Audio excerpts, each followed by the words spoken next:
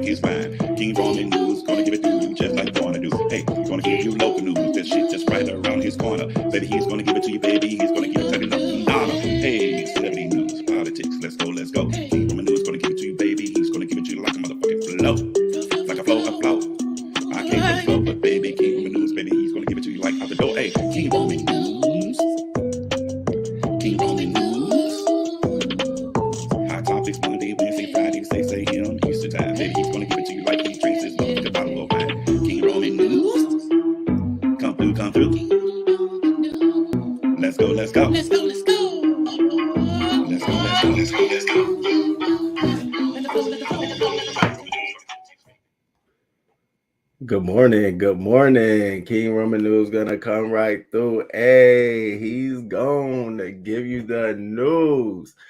Good morning. Hey, Carrie Ray, good morning to you. Good morning, DKL, good morning to you. Thank you for being here. I appreciate y'all. Hey, Carrie Ray. Hey, Miss Jones, good morning. Hey, Cheryl Burnett, good morning to you. Hot Spicy Tea, good morning. Good morning, Sharika. Thank you all for being here. Good morning to you all. I hope you all have had a great weekend and realize today is the last day of February. It's so crazy. I was like, damn, I remember us kicking off the month. I remember going through Valentine's Day, getting to this point, and now we're at the end of the month. So thank God we are here.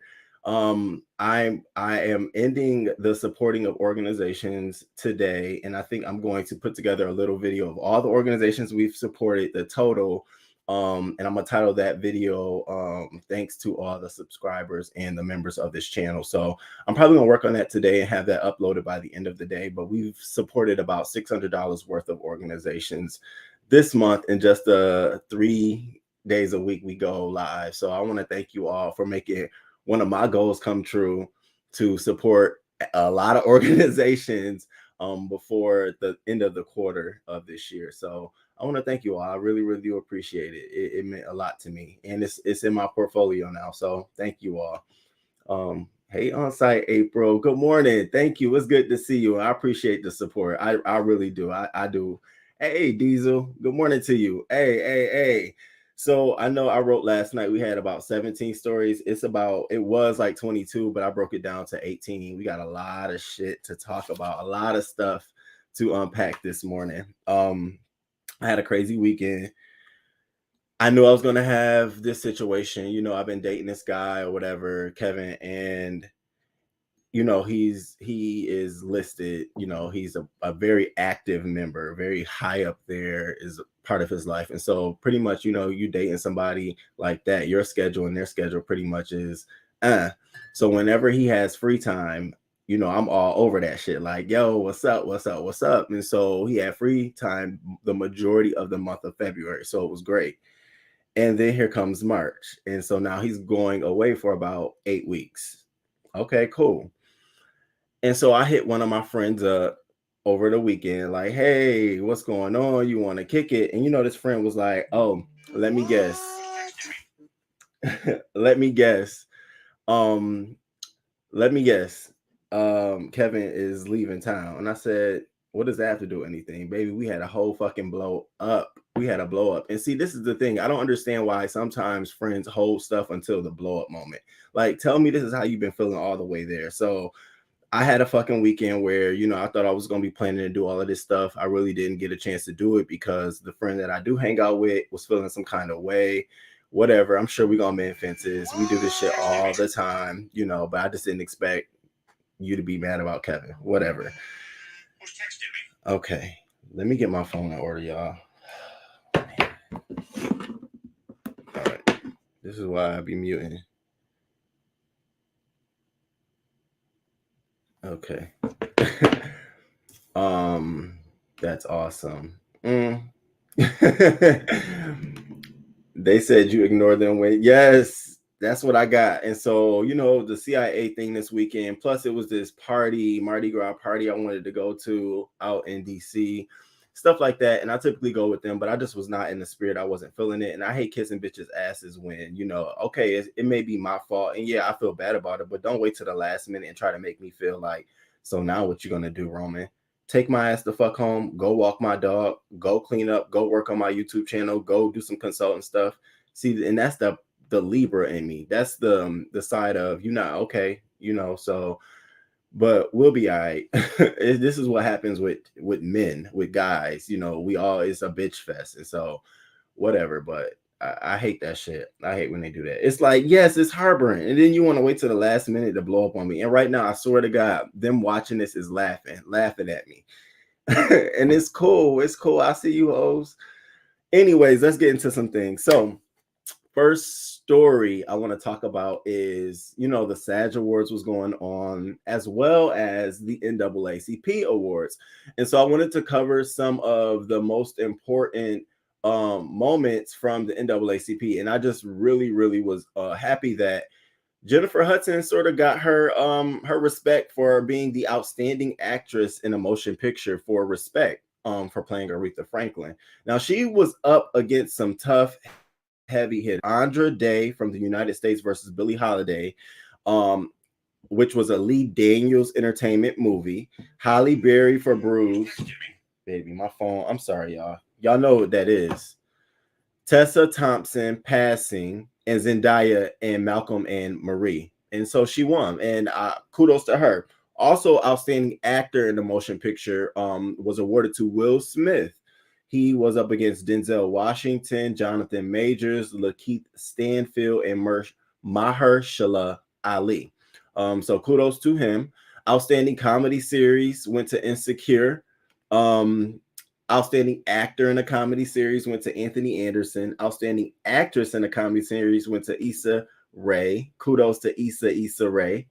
Let me move this banner, y'all. I'll be trying to put it up. Went to Issa Rae. Who else was there? Angela Bassett won for 911, which I caught a glimpse. I started watching that recently, and I actually like her in that show. She was up against a lot of heavy hitters too. Octavia Spencer, Queen Latifah. So shout out to those folks. Now, another great moment at the NAACP Awards last night was this. Meghan Markle's mother, Doria Ragland, joins daughter and Prince Harry at NAACP Image Awards on the stage. And it was just such a magical moment. She got to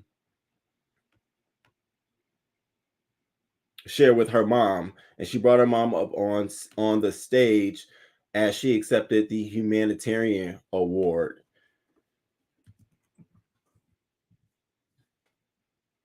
Hold on, my computer is freaking freezing. I'm sorry. All right. I'm here. Okay. So she was awarded the prestigious President's Award, which recognized the couple for their philanthropy and advocacy work. You know, previous winners included Muhammad Ali, Colin Powell, Condoleezza Rice, Rihanna, and Jay-Z. So on Saturday, they also launched the NAACP Archwell Digital Civil Rights Award that focuses on creating transformational change. And so they brought out her mother, Doris Bauman along. And I thought it was great because, you know, we typically don't see her mother. Her mother always played the back front. So she brought her mother on stage. It was a great moment for the NAACP award, certainly for Meghan Markle now that she's out of like the limelight. It is crazy, y'all. Okay. Since I've been live, my phone has been receiving all these text messages, multiple. I've gotten like 4 different people. My mother texted me, "Hi, Mom.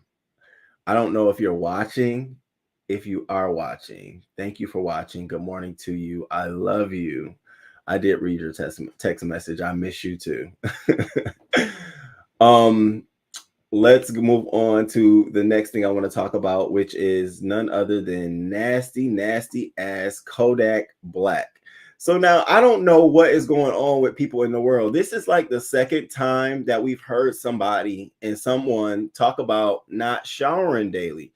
I don't understand why this is even like something that is acceptable or okay. And so I was going to play the clip of him saying it, but because I put you all through that last time, so horribly, I put you all through that. We couldn't even translate together what the hell was being said. So I decided I'm not going to do that.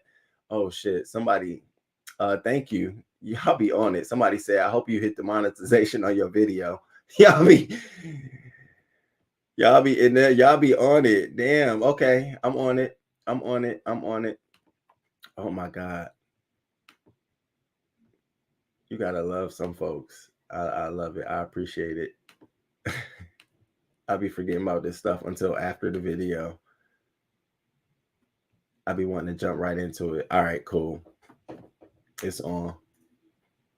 Thank you. So what he says, let's get into what he says. Hold up, I fuck it. We gonna fuck it. We gonna have to just translate it and figure it out. Let's do it.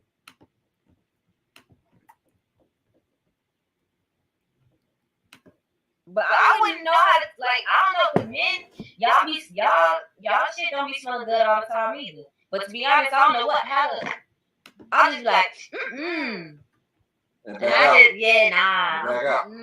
do it like that, yeah. Funny as hell. That's all I do. Niggas like, we go rock here, like, we ain't even like really gotta hop in the spray every day, for real. What? What, like the shower? Mm-hmm. You don't have to hop in the shower? No, we ain't really gotta hop in the spray every day, for real, like that. But y'all balls be sweating. Right. This be straight. Yeah, but y'all gotta hop in that bitch every day. Some after we all comes in before. Yeah. I can't agree. I gotta shower too. Thank two you. Times a day at least. I gotta be in there 2 times a day. You bigger. Yeah, you're so like Yeah, so we're back here with him. Of course, he's on a press tour. Of course, he's about to get ready to release something. So that wasn't even the craziest thing. So as we go on throughout the weekend, right, there's someone else. There's this female who's out here saying that she doesn't even shower twice a day. So let's check this one out too.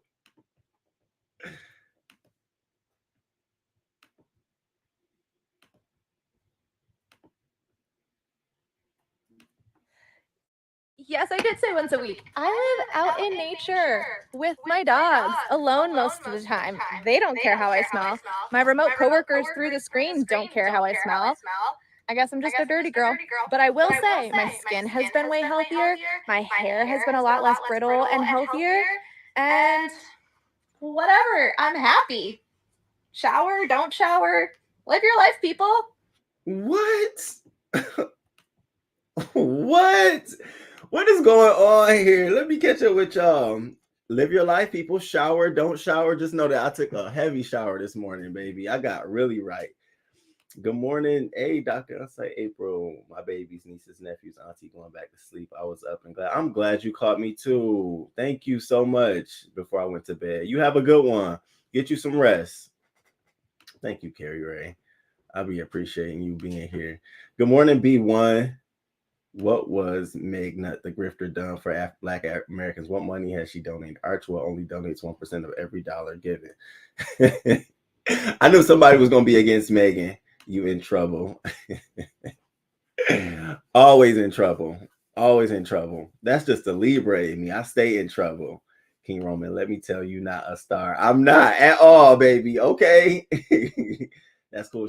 Thank you, Carrie. You get it. You get all of it. You get all of the dots connected. You get it. You get exactly why that's a monumental thing. Wow, that's crazy. Hey, Brick Girl. Good morning to you. Bob Marley, you already starting mess. Kodak looks like he don't wash. So it begs the question, any female that messes with him, what do you think about her? Just getting a bag. Good morning, Charlene Clark. Good morning to you. Hey, Cash App and bullshits. Good morning to you, Lord. Okay.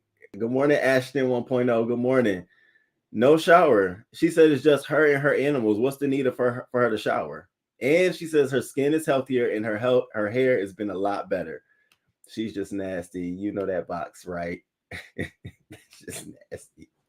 Say what? The dogs don't care how you smell. They probably think it smells good. It probably smell close to what they sniff when they sniffing other dogs. Oh, I didn't mean to say that. Her dogs be lying to her. Hey, Miss Toby, good morning. Good morning. I'm about to shower looking at her.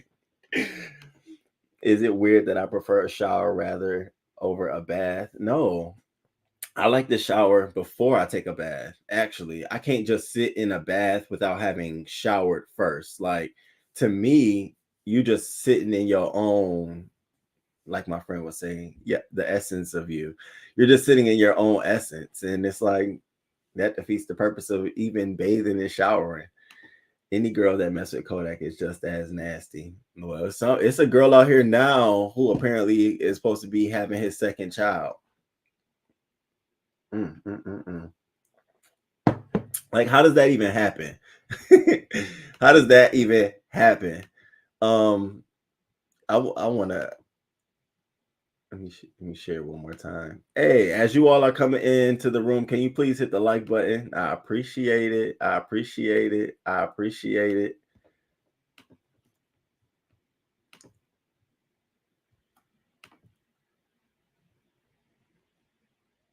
Oh, crap. Oh, here we go. Yes, I did say once a week. I live out in nature with my dogs, alone most of the time. They don't care how I smell. My remote coworkers through the screen don't care how I smell. I guess I'm just a dirty girl. But I will say my skin has been way healthier. My hair has been a lot less brittle and healthier. And whatever, I'm happy. Shower, don't shower. Live your life, people. So here go Cardi B. Cardi B says, oh wait. Cardi B says, oh my God.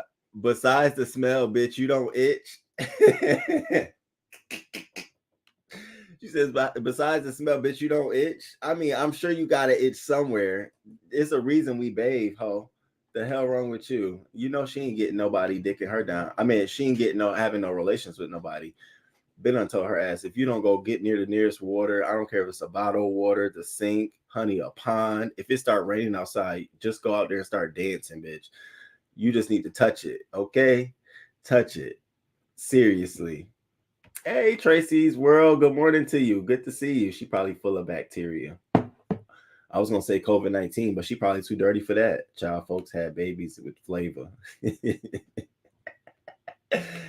Charlene Clark, thank you. She looked greasy. Yeah. I grew with white people who shower every other day. They were never allowed over. But how do you get away with that if you have to go to the bathroom every day? We need to get off this because I think I'll have more questions than answers that I can even provide myself. All right, so I don't know if you all check it, but I checked it out yesterday. The Madea movie. Did you all get a chance to go and watch it?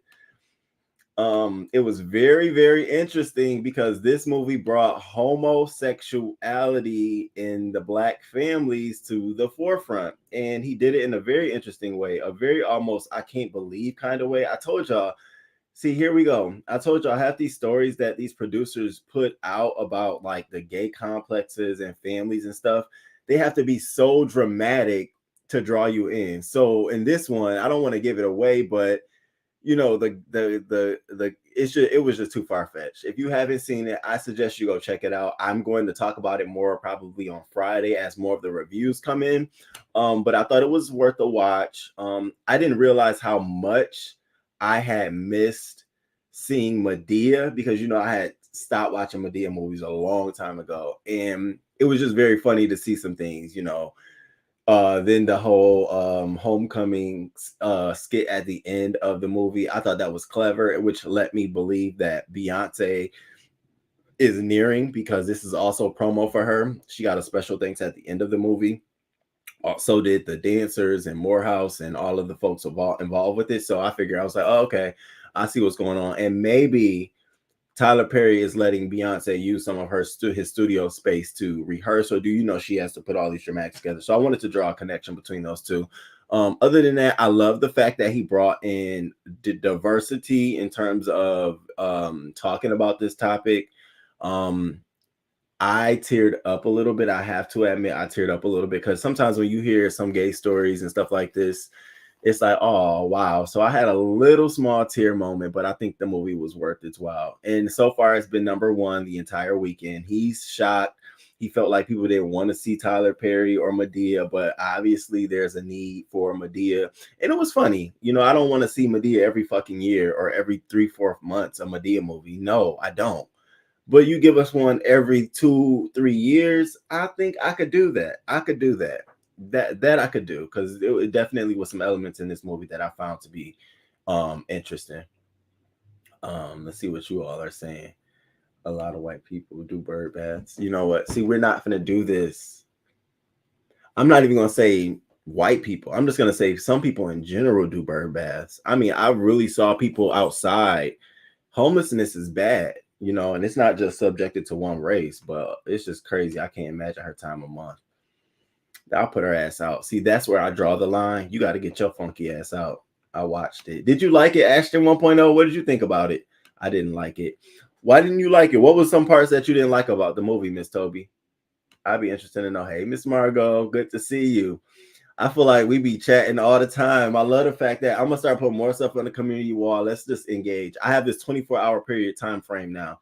I'm not going to go longer than 24 hours without responding to your comments. I'm so sorry. I had like the notifications turned off, and on my main phone, I delete the YouTube Studio app when I'm not on, and when I'm on, I put it back. So just to balance my life out, I don't want to be driven by, notifications and stuff, but now I am. You all, whenever you hit me up on my community wall or something, I'm going to be right there to respond, because that's what I would want, a channel holder to do to me. So y'all got it.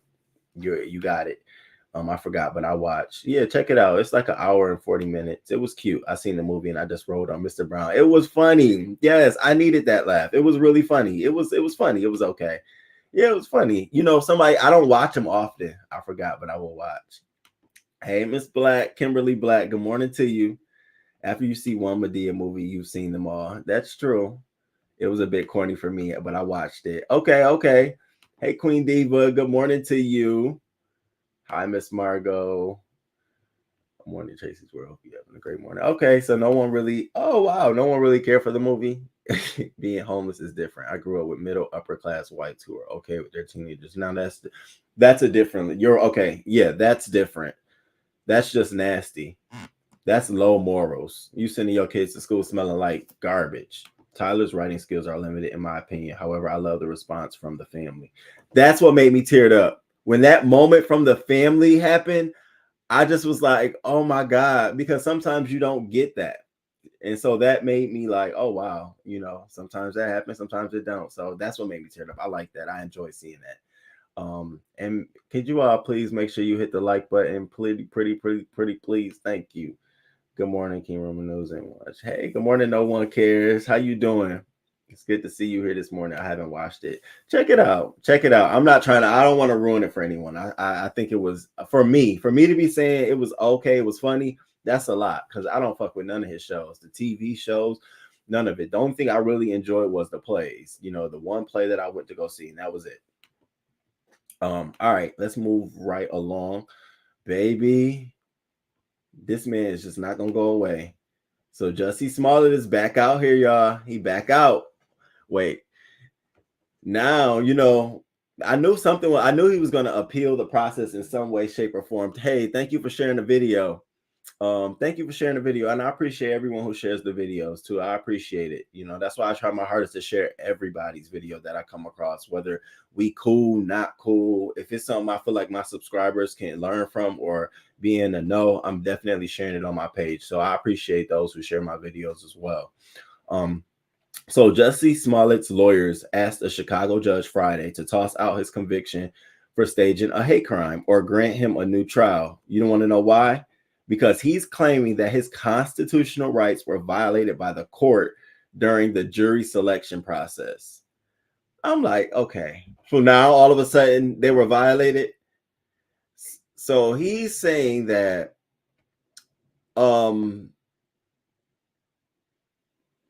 his right to a public trial was violated because the amount of spectators and members of the press were limited due to COVID-19 restrictions.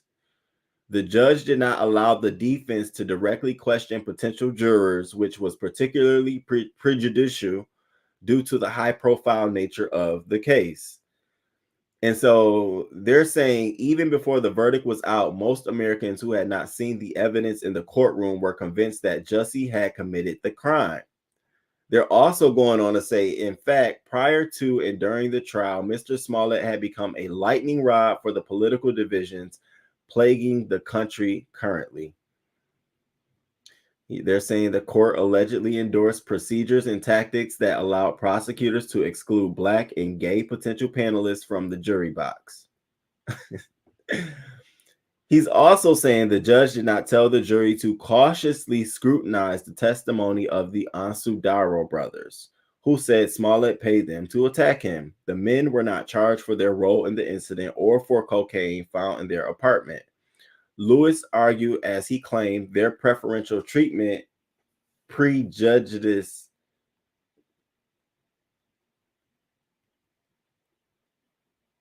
one witness testimony should have been thrown out because he said he felt pressured and threatened by prosecutors. This shit is, you can't believe. In another instance, the judge ignored an alleged homophobic remark by a detective who had said the defendant had a pretty face.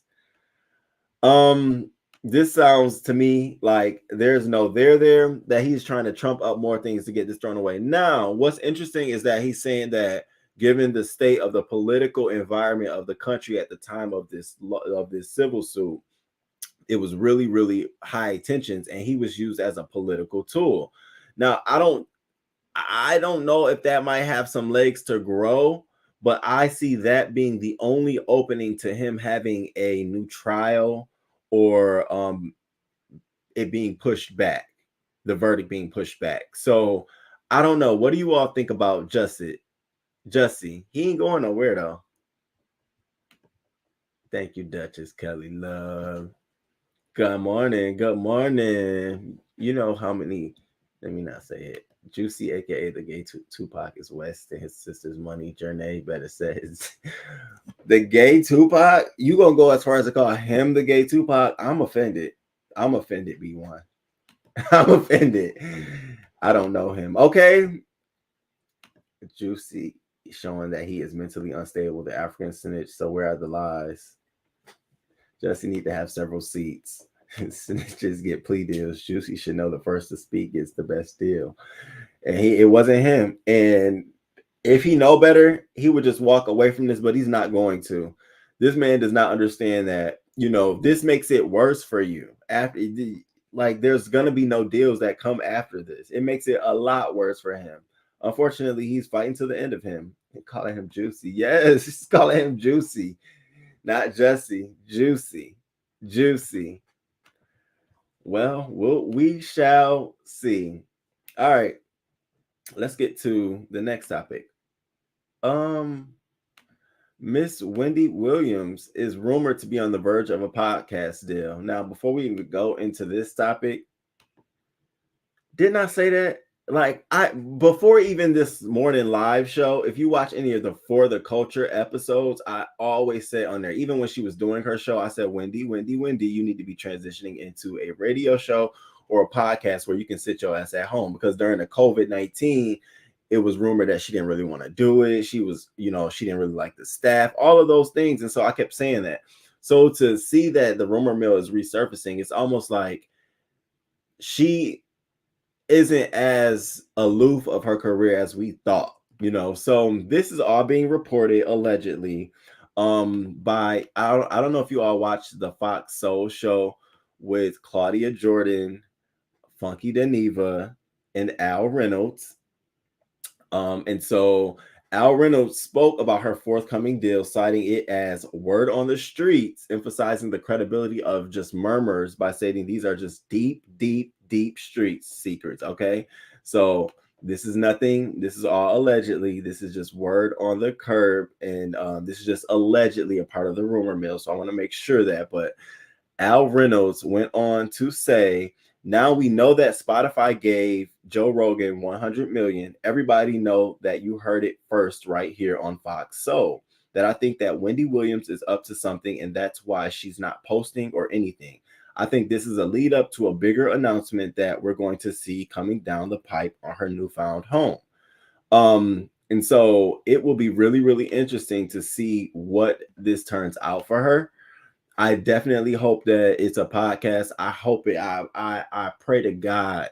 I pray to Lord Jesus, God, please, Lord, if there's anything, I ask that you just touch this word of encouragement, motivation. I hope it's not on Spotify. I hope it's not on Spotify. I don't listen to Spotify. I'm not a Spotify person. I just feel like it's not her brand. Wendy on Spotify. I'd rather see you on. Nah, I don't. I'd rather you might as well go to YouTube if you're gonna be on Spotify. I just don't think it meets her brand. Like, you become out of this celebrated person, So I don't know. What do you all think?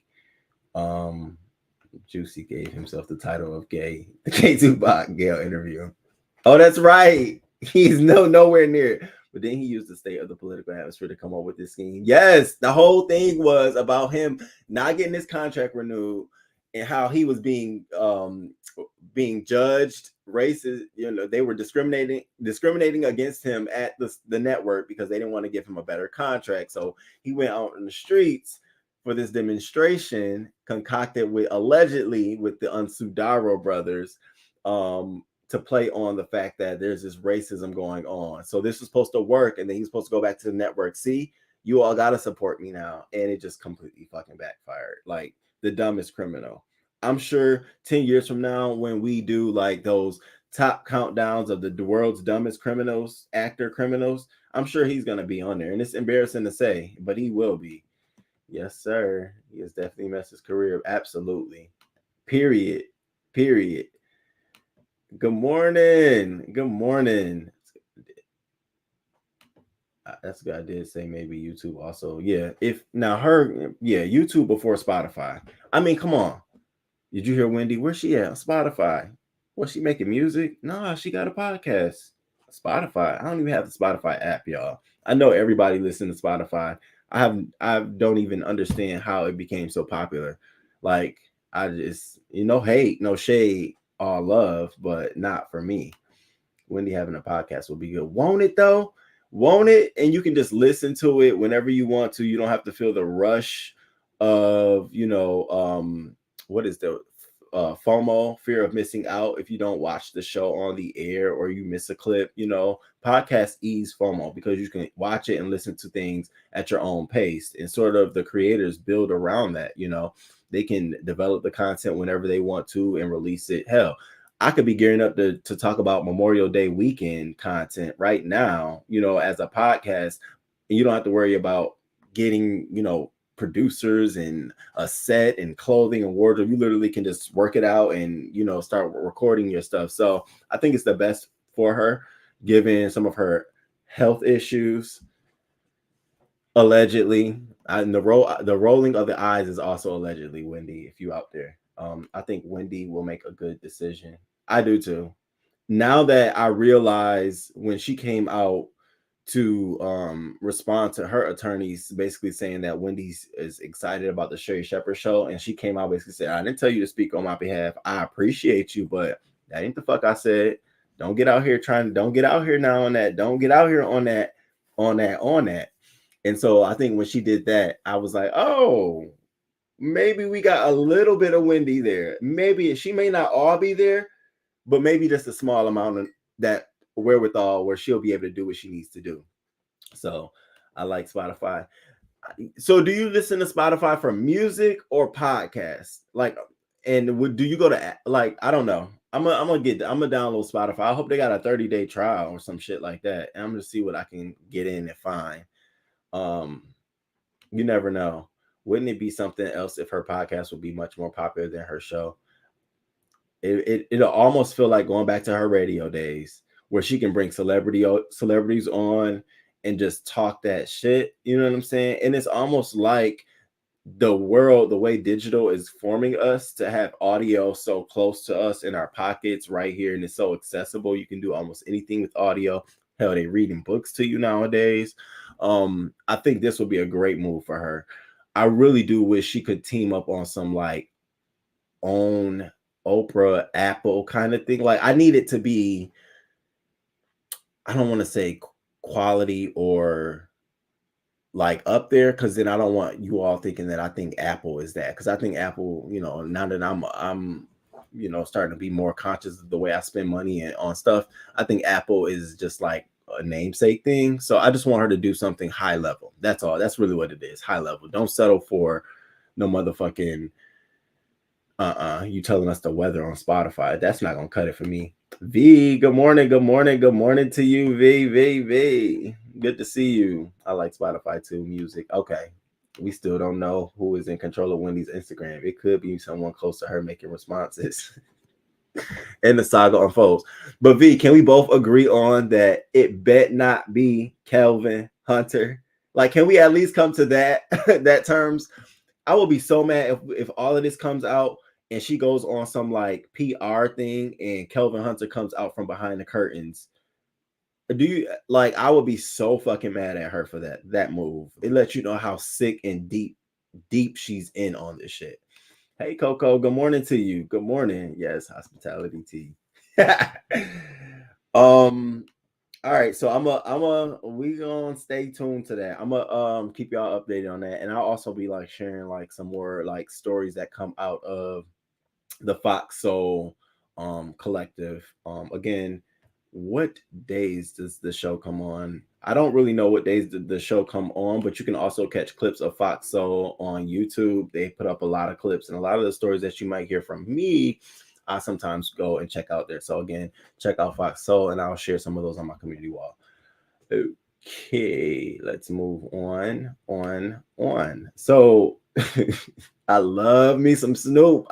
The older I get, the more I'm enjoying me some Snoop Dogg. It's really, really weird. It's like before I used to be like, ugh, he's so corny. Like, why? But now he is just like that uncle that I just wish I could just have. Like, hey, yo, So Snoop Dogg is out here celebrating the success of, you know, getting Death Row Records back under his control and all of those good things. And so he recently went out here, and I think it was a great way to kind of sort of shun Jason Lee, old retarded ass. So during a recent interview with DJ Who Kid, the 50-year-old rap veteran spoke about the time he was nearly exiled from the United Kingdom. Snoop said there were growing calls to ban him from the UK during the 1990s while he was fighting a murder case for which he was ultimately acquitted. They kicked me out of the UK. They were saying things like, kick this evil bastard out. It's a headline, nigga. That shit is documented. They had a picture of him on the front. They was like, kick this evil bastard out. And he said, while that was going on, Queen Elizabeth was the one who had his back. And she said, this man had done nothing in our country. He can come. The Queen. So he was just so extremely elated by that. And he's like, she's okay with him in his book. And so he was basically responding to the fact that he hopes that everything is okay with her. And during the whole rumor about her dying in the COVID-19 thing. And so that's what I find so funny and so ironic, you know, again, about the whole story about the Queen passing away from COVID-19. Do you know how deadly of a story like that is? Now, we don't see the significance of it because she's not our queen. She's the Queen of England, but she's not our queen. She's the queen. And so it's sort of like, you know, somebody saying something about President Obama somewhere else, and we're like, whoa, you know, because that's our president. And so that's why I'm looking at Jason Lee like, you don't see how some of these actors and celebrities are coming out here like all for her in stance. They're not, you know, celebrating the fact that you said that. Wrong fucking move all the way around. So in other Snoop Dogg move, let me catch up with my comments too. Apple is everlasting, nothing better. Yeah, it is. I mean, and you know what the crazy thing is that you can have like 4 different Apple devices and everything just syncs up, connects up. It's just like I can get all my Apple messages on. I can take this phone to go walk my dog and leave my personal phone and know that I'm gonna get all my iMessages, all my emails, you know, all of that shit. So it's just it's perfect. I think King Roman blocked me. Bob Marley, I see you. We Gucci. I don't have you blocked. Listen, your comment, I enjoy your comments. I do. I see your comments all the time, everywhere. It's all good. I'm not mad. I'm not mad at you. See, you can do the comments in my face. You don't have to do the comments behind the scene when I'm not around. I like that. That's the shit I fuck with. They are reporting that Kevin is back in the house. No, are you kidding me? It's beyond health issues at this point. If Kelvin is back in the house, it's beyond health issues at this point. I'm mad. Kelvin was the best manager of Wendy's business. He was an ass as a person. He was the best manager of Wendy's business to benefit himself. If the strings were removed in terms of how much he would benefit from her, and he just literally had to do a job of managing her, I don't see him being as invested as he was. And I'm just being honest. You can't be all for her, but then you got a whole nother woman pregnant and off to the side. Like that I don't compare. I'm sitting here like, no, he was in it for himself. He probably still need to be in it for himself. He probably has a lifestyle that he has to keep up. We see you, Bob. Right. Can you all see me? Yeah, we see you, Bob. Hey, just a Southern Belle. Listen, you had me rolling yesterday. Right. We all Gucci. Kingsman, a good morning. All Snoop is cool. All the old white ladies. Martha, too. Ain't he, though? Ain't he, though? Be having them all smoking that good stuff. I'm in the UK, and we haven't heard anything about the Queen. Oh, you, Charlene, so you are in the UK. Isn't so there's nothing reported about her having COVID-19 either? Like, is it like she's just canceling appearances because she's sick? Nothing deadly? That's crazy. Hey, Miss Margot. Plus, if she was dead, our country shuts down. Hello, your country shuts down. It's going to dominate the news cycle. Half of America probably going to shut down. People going to be going home crying. Do you remember when Princess Diana? I didn't even know who she was when it happened. I just was like, well, damn, what happened? I'm just like with my chilling with my aunt, like, I don't know what happened. What's going on? No, it would be a big deal in America. That's what I said when Princess Diana. Okay, I didn't even know who the hell she was, and I was just like, oh, okay. I think that was when Batman movies and shit was out. I was wearing the Batman mask over my face and shit like that. I had no idea. You could have told me it was the lady down the street, and I'd have been like, damn. So I can only assume I am under the Queen Elizabeth too. She is a figurehead, no real power. You gotta love it. My Metro PC crazy. What you mean? Good morning. Good morning, Stacy. Good morning. Good morning. Hey, Six. Good morning to you. Good morning, Roman. I always listen and just wanted to drop down and usually get dressed. Great show. Oh, thank you, Six. Good morning to you. Thank you for being here. Yes, I appreciate you. Thank you. I appreciate that too. If that's a rumor that Kelvin is back, I'm going to take back Wendy. Will not be making a good decision. Ms. Margot, if Kelvin is back, we might as well just all go on and say that we know what she has to expect. So we know that she's already cool with him being in a side relationship and her probably getting some dick every once in a while. I'm not gonna lie to you. Sometimes when you have that emotional, physical connection with someone, and you're like a Wendy kind of person where you're just very, very private. And even though you know your man is doing something else with somebody else, when y'all get together, it's like fuck everything else, and y'all have that moment. And I could see that. You see Jennifer Lopez and Ben Affleck, not Ben Affleck. What's his name? That's his name, right?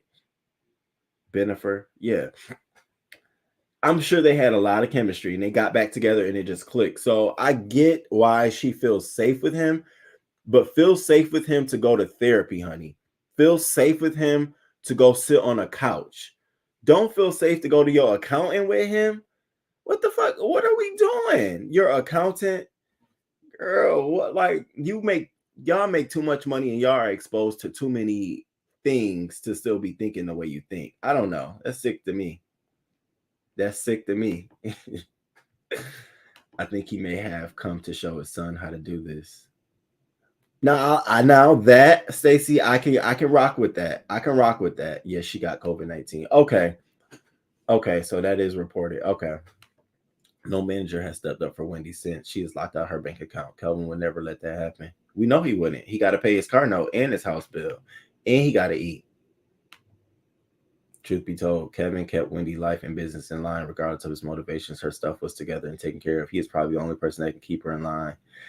Damn, V. So what's deep about everything you said is the last part. Keep her in line. And that, I think that's the most interesting part, is the fact that I think what we're finding out is that Wendy is an individual who needs tough love.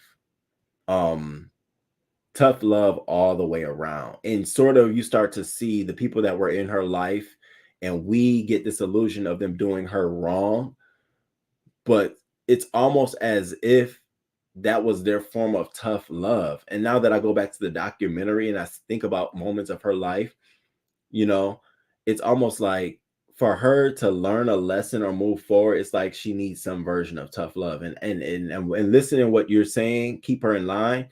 It's almost like she needs that tough love challenge from him. I don't know. It's weird. And I'm just speaking out of how I feel and how I see it. And that's what I see.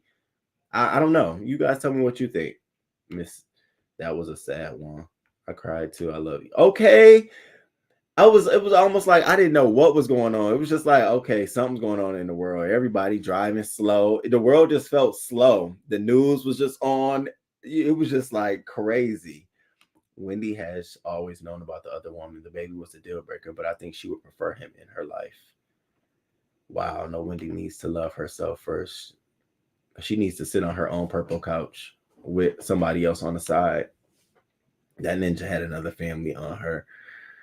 Wendy is the type of chick on needs a man. I know a lot of women who definitely need their male partners, their male counterparts in their lives. She still has childhood trauma. You can always hear it too, because she always talks about, you remember, Mom, when you guys used to call me fat and send me to school? Remember, Mom? And you told me I would get too big, Mom? Remember? And when she used to do that, I used to always say, well, what the fuck are you getting out of it doing it here publicly? Or you just want to shame your parents because you haven't got over it? Is this your form of tough love counseling that you get? Is that what you're portraying out or projecting out? But we need to make this work. She needs to say, let's keep this an open relationship and move forward. Do you think her ego will let her do that, though? I mean, at this point, she ain't got nothing to lose with being in an open relationship with Kelvin Hunter. Kelvin Hunter would have more to lose because then that woman that he's with becomes more exposed. People are going to want to know more about her, more of her business, her family, all of that shit. And, you know, sometimes when you dig up people's past, it makes them a bad person. It paints a picture. So I think Kelvin will have a lot more to lose if he goes down that route. She needs structure. Kelvin kept her vices and business under control. She needs to be guided. Ooh, baby. Her sister is a lawyer. She should be able to find someone to help her. Some wives never paid a bill, don't know how. Wow, you guys. So I mean, honestly, I think a lot of people have talked about this, but I think we definitely came to a really good conclusion this morning about Wendy Williams. And so as we begin to see more of her in the media, I think we'll be able to understand the way she's moving out of this perspective that she needs someone to be tough on her shit. And now, you know what, taking it a step further, somebody said this in the chat earlier. I don't know who said it. Maybe it was you, V. Now I can understand why it might appear that Kelvin or someone else wrote those Instagram statements on her behalf, refuting that attorney on her behalf, because it sounds like someone was providing tough love. Hey, even though, you know, you spoke on my behalf, that is not the story. That is not the case. That sounds like somebody coming out here fighting for her reputation, fighting for her image. You know what I mean? And that gives me that tough love that we're talking about when we speak of Kelvin Hunter. So yeah, okay, we're got me somewhere. Okay, I'm definitely gonna pay attention to this because that's really interesting to me. Hey Voodoo, good morning. Good morning. Good morning. I agree, V. I have been saying she needed him. Damn, Miss Toby, it's a lot of women. Husband got the bills paid. Must be nice. That must be nice. So where was that? Wendy Williams, and we went into we were talking about Snoop Dogg. So we were talking about Snoop Dogg and the Queen. All right. Now, Snoop Dogg is about to face another lawsuit, you all, because he done went pissed off at the freaking Uber driver. So he goes on his Instagram to air the Uber driver out. And instead of clearing his screen up and shit, he airs the man's information out. So now the man wants to sue him. Y'all check this out. Fucking from fucking Uber Eats didn't bring my fucking food. Somebody here ride. This is not a safe place. Punk motherfucker, where my food at, nigga? You got all my goddamn money. Okay, that's me. Now that sounds like me all freaking day. One more time for the one time. From fucking Uber Eats didn't bring my fucking food. Somebody here ride. This is not a safe place. Punk motherfucker, where my food at, nigga? You got all my goddamn money, punk. So because of that, he is now actually facing a lawsuit, a public lawsuit at that too, because of the Uber driver, his sharing of the information. Uber reached out to Snoop Dogg to issue him an apology. Hey, we're sorry you got your order mixed up. We really want to make it right. But they did not reach out to the employee to offer him their sincere apology, because this man said him and his family could be facing death threats. He already faces high anxiety. So check this out. I love Only on KCAL 9, Snoop Dogg apparently got annoyed after using Uber Eats recently, but what he did next has the driver furious. He says the dispute has cost him a lot, including his job. KCAL 9's Leslie Madea is live in Manhattan Beach with the story you won't see anywhere else. Leslie.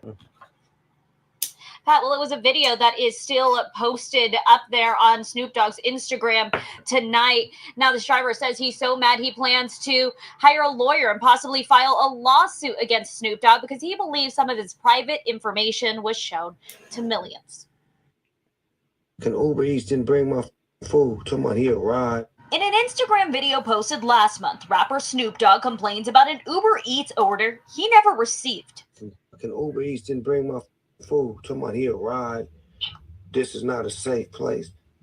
Punk motherfucker, my food got all my goddamn money, punk. The video has more than 4 million views and 12,000 comments. And although it only lasts 11 seconds, it had a major impact on this guy, the Uber Eats driver who was trying to make that delivery. Is my picture there, and also there is a first name. Sade, who didn't want to use his last name, believes the rapper may have compromised his safety by posting the video to his millions of followers because it shows his name, photo, and license plate number. After I see the video, I'm kind of like, I have like a high anxiety. Child, you shouldn't be driving for Uber. I fear for my family's safety.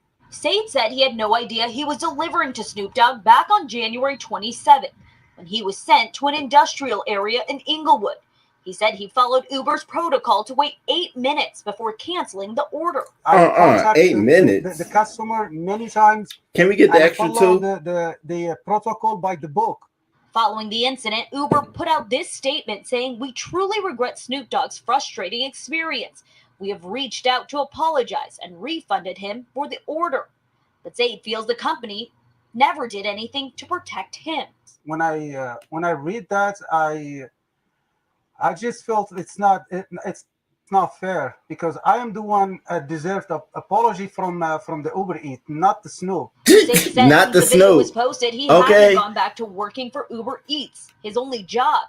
He says he wasn't on social media before and feels like he was thrusted into a spotlight he didn't ask for.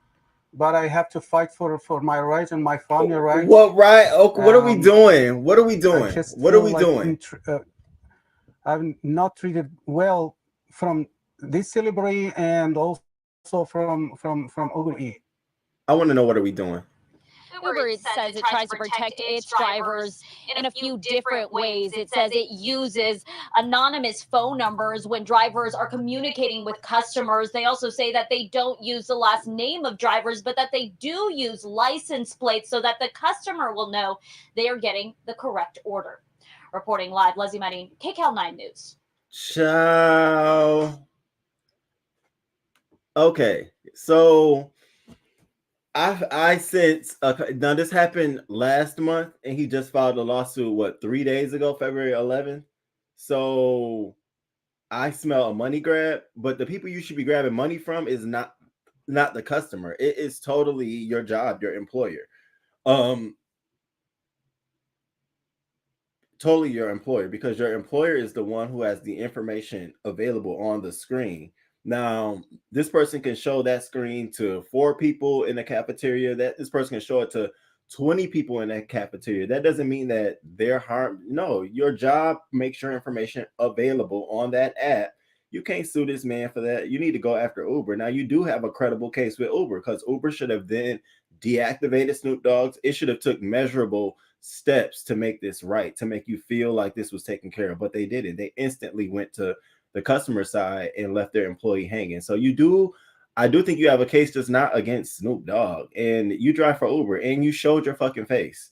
So now you're seen with the high anxiety. You're still out here. Ain't nothing gonna happen. And it sucks, because do you want to make more issues for your job, or do you want to keep working for Uber? Like, I don't get what he was trying to get out of it, but I would have left that one alone. Like, then he said that he went to the bad side of Inglewood and he pulled up and didn't want to get out. He had high anxiety.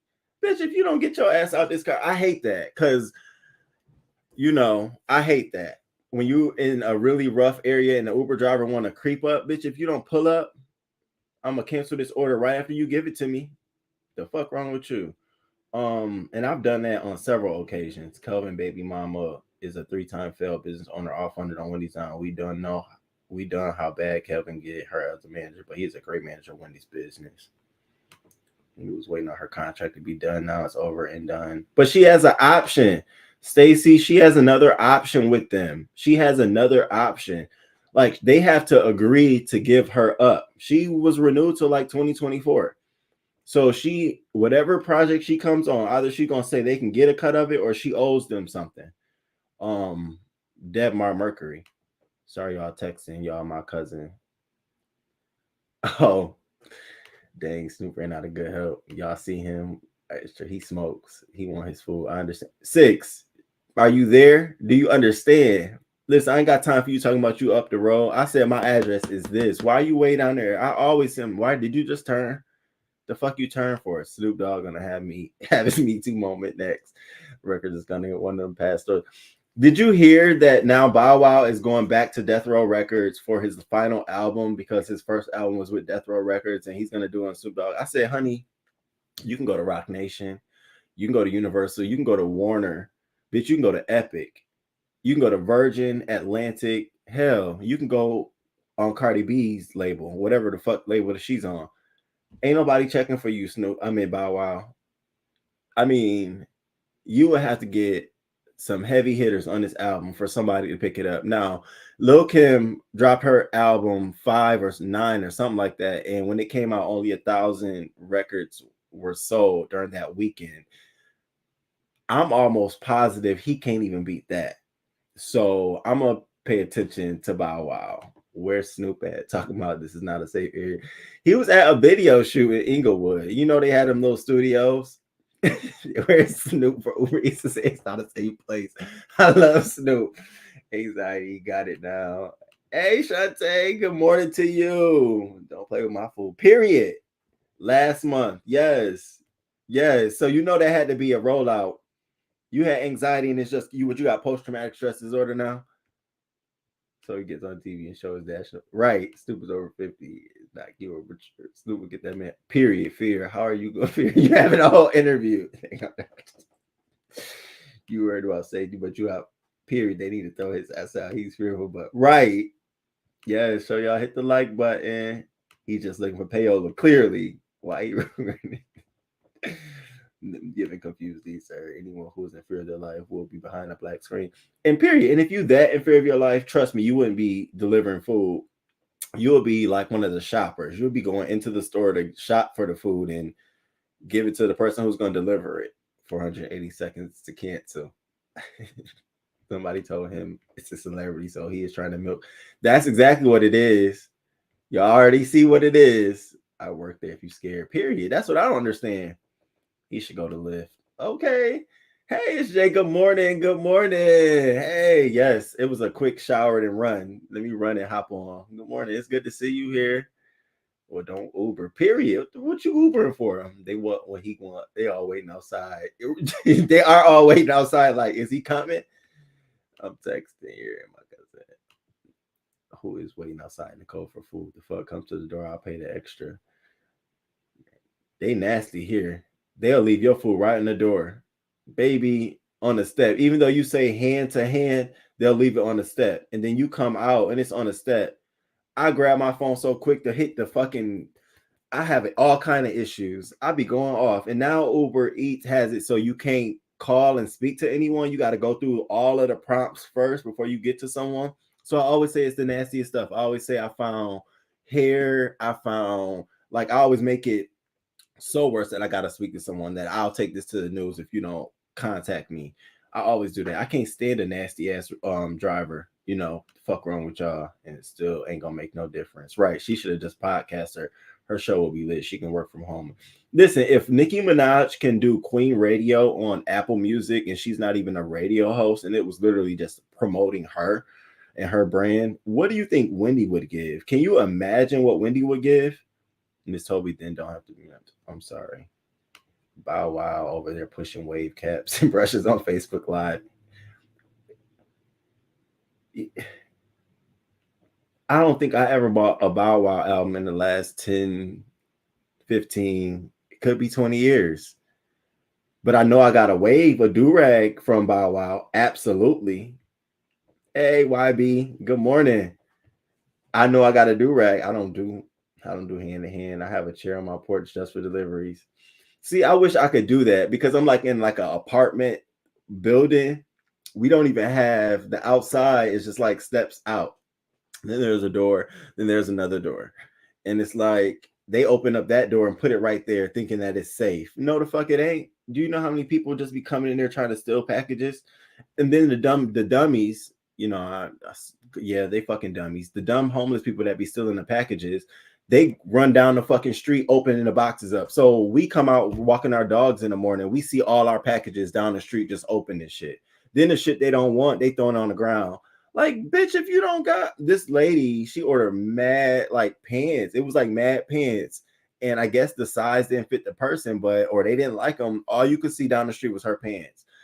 And I came back. I was like, I see your stuff down the street. I saw all of our packages. They just open them up. If they take the stuff, they leave the boxes. It's like, what the fuck is wrong with you retarded ass folks?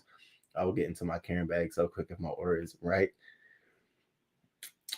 Trust me, I done did some of the most scandalous shit when it comes to Uber Eats. Like, I'll order some food off Uber Eats, and I'll go to the restaurant and like, oh, you got to order for, and I'll pick the order up, act like I was a driver, and go home with it, and then the driver come pick it up, and they'll be like, I thought you just pick it up, and I'll cancel that bitch and say, and they'll refund me my money back. The only reason I do that is because the driver is taking too fucking long. You got to cancel these drivers and give me another driver. By the time you give me another driver, bitch, it's 2 hours. So what I'm going to do is go get my own shit. And in the process, I'm going to cancel it and you'll give me a refund. You'll work that shit out with them in a restaurant. I don't do that shit. That shit pisses me off. It's told me to no hand to hand for me. That's mine too. I'm looking for a condo. Give me some great locations. I'm downsizing. I'm gonna have to hit you on the backside because I'll act a fool. The pizza man told me I don't deliver in your area after dark, so why didn't he bring it in the daytime when I ordered it? Being hungry changes you. I love that. Being hungry definitely changes you. That's why I always say I don't interact with the public unless if I'm dehydrated or hungry. I always be like, no, I gotta eat or I gotta drink something because I'm gonna be the worst version of myself, like the worst version of myself, because you're gonna be rushing to get that satisfaction, that completion on some real shit. I'll be all up in a restaurant. I'm picking up an order for, thank you. Grab that shit. And I'll be sitting there like, I'll be telling Uber, I haven't received nothing. Ain't nobody come here. I don't know what y'all talking about. Can I get my refund? And I need an extra credit. I need a credit. Fucking walk out of there with $30, $40. Surely will on their dime. Tennessee King, good morning. Let me get to work. All right, let me move on to the next story. Where we at, Snoop? Okay. Now, Joe Budden, I guess he must got some projects in the work because he's opening his mouth up now. He out here running and bumping and running.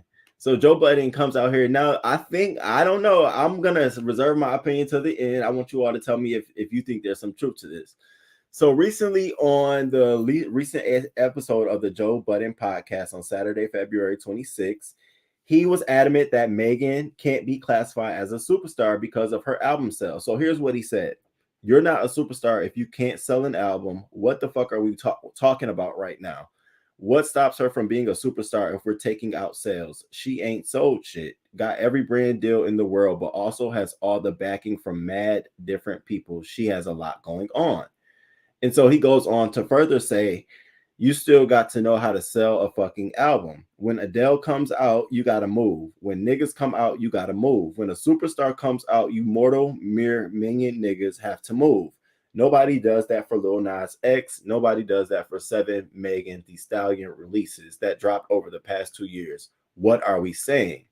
And I was going to play the clip, but that podcast be snatching up folks. They be snatching them up. Do you think there's some truth? Do you think Megan is of superstar status at this point? And I got to thinking about it. I'm like, no, she's not a superstar. But I think and I don't think she thinks she's a superstar. But I think that they put Lil Nas X and Megan Thee Stallion up there because of how much they've accomplished. But I don't think that Megan Thee Stallion is a superstar by all means. No, I mean, there's so much she has to go through. I don't care for Uber. I have been in airports when they cancel, and then I have to go back and get another Uber. I can't stand Uber. I can call their asses. Oh yeah.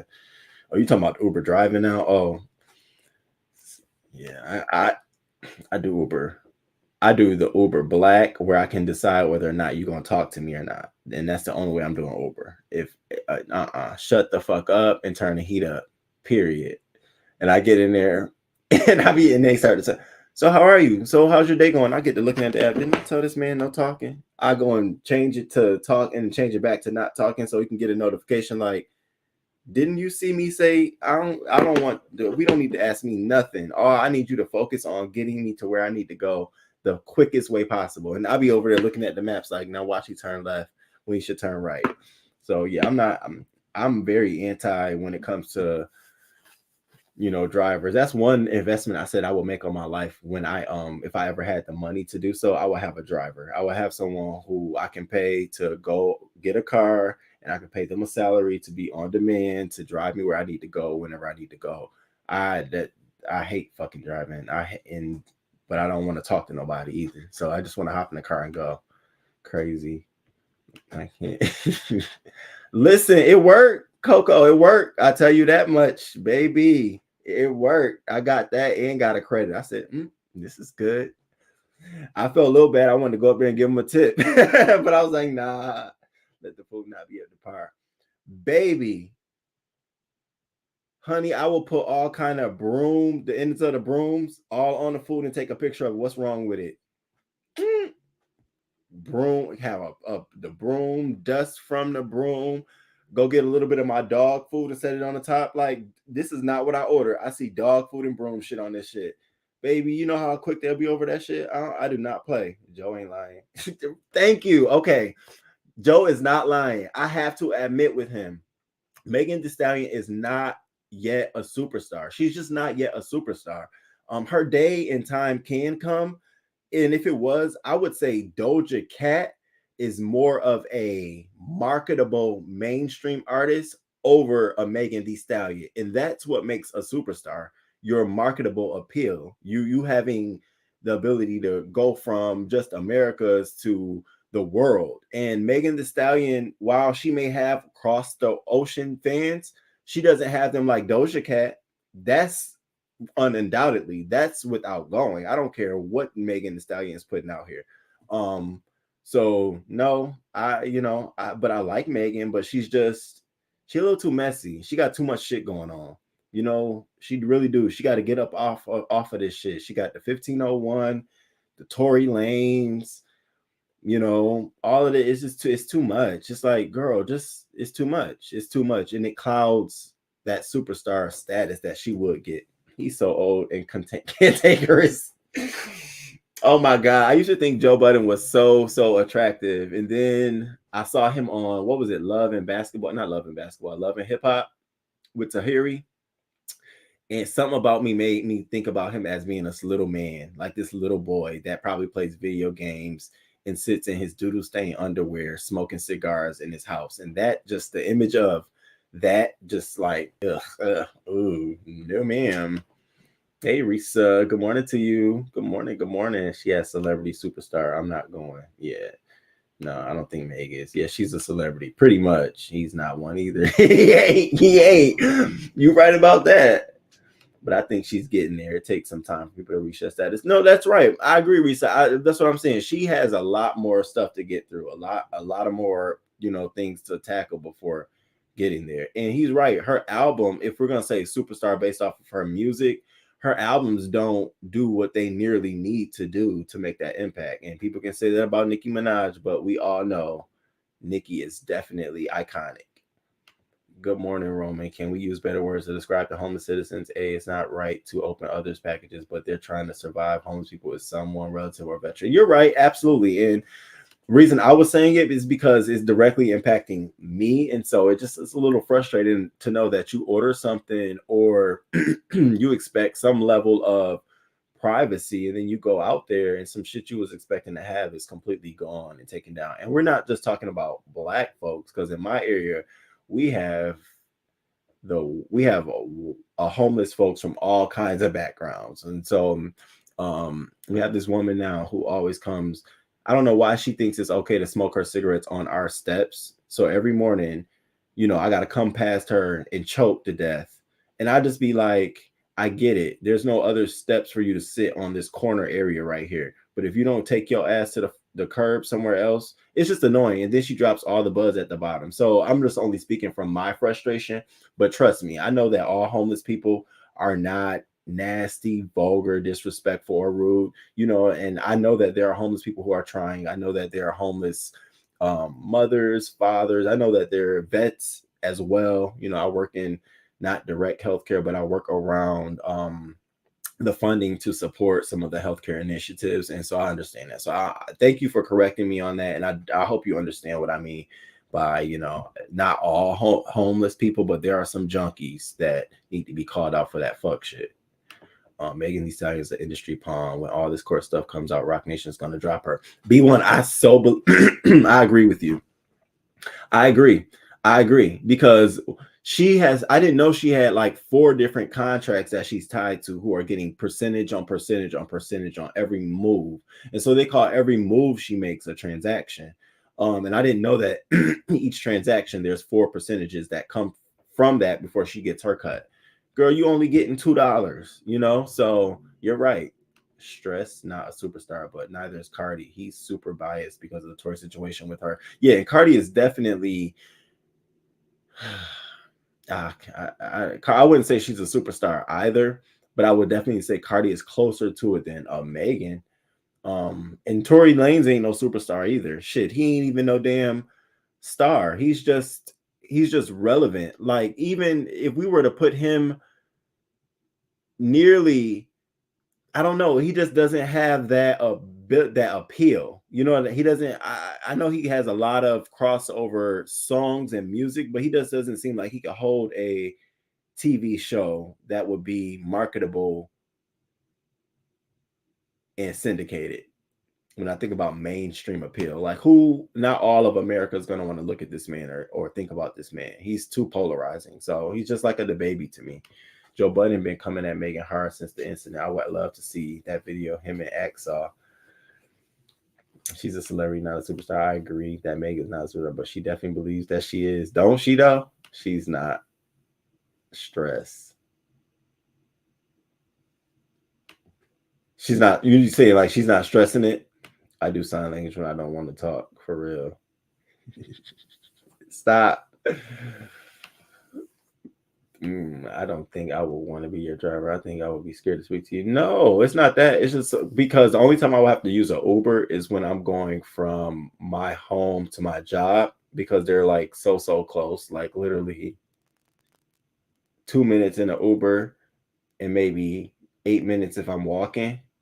And sometimes it's raining. So, and I may need to be in my seat at my desk on a Zoom at 10, and I might order the Uber at 9:50.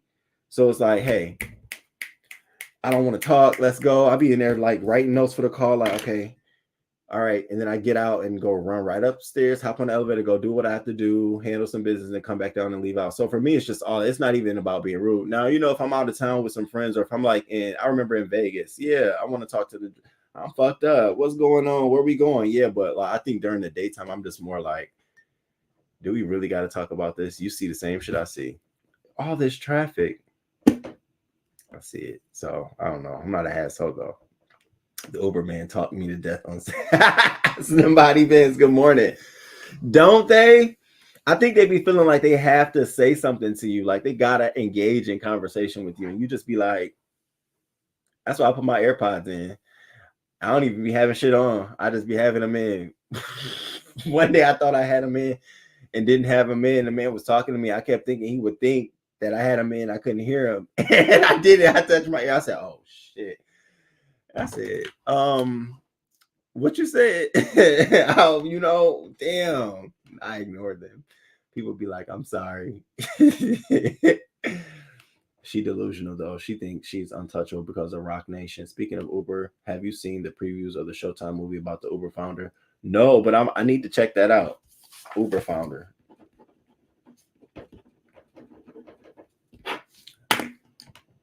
Thank you, because you know I be trying to. Dang, Jerome, you don't like to talk. It's not that. Just a Southern Belle. Roman, they gonna blacklist you. Have you on the no serve, no bueno list? But I tip well. That I do. I really do. I tip well. I tip well there, and I tip well. Where goes? Oh, at the dispensary. I tip well at the dispensary. They be running out to my car. Hey! Are you sir? Are you need help? I'm like, I'm all right. All right. Everybody know they trying to get this tip. Doja Cat is problematic for real black people. I don't support Doja Cat. Oh. There's a video that the industry saw allegedly, which is why a lot of people are still working with Tory. Meg was definitely the popular it girl in 2020 and 21, but not superstar yet. Just wanted to try. Thank you, Risa. I appreciate you as always. Thank you for coming through. Joe hasn't been right since Pump It Up. That was my shit too. I tried to put my headphones and Calm Down. He did a song called Calm Down. He did some other songs too. And he just on with Tank I like. Yeah, why don't you like talking? Because I'll be having other shit to do. I'll be on one phone or the other phone, and I'll be having time to pay attention because I'm always rushing. I'm a last minute person. I am a professional work under pressure. Like I do my best work at the last minute, pumping pressure. I don't know. I work very well under a little bit of time. And so Uber to me is just like time for me to just get shit done. Like, I don't know. I just don't. I'd be sitting there like, come on, bro. Not today. Unless it's a nice, like the older folks, I'm always nice with.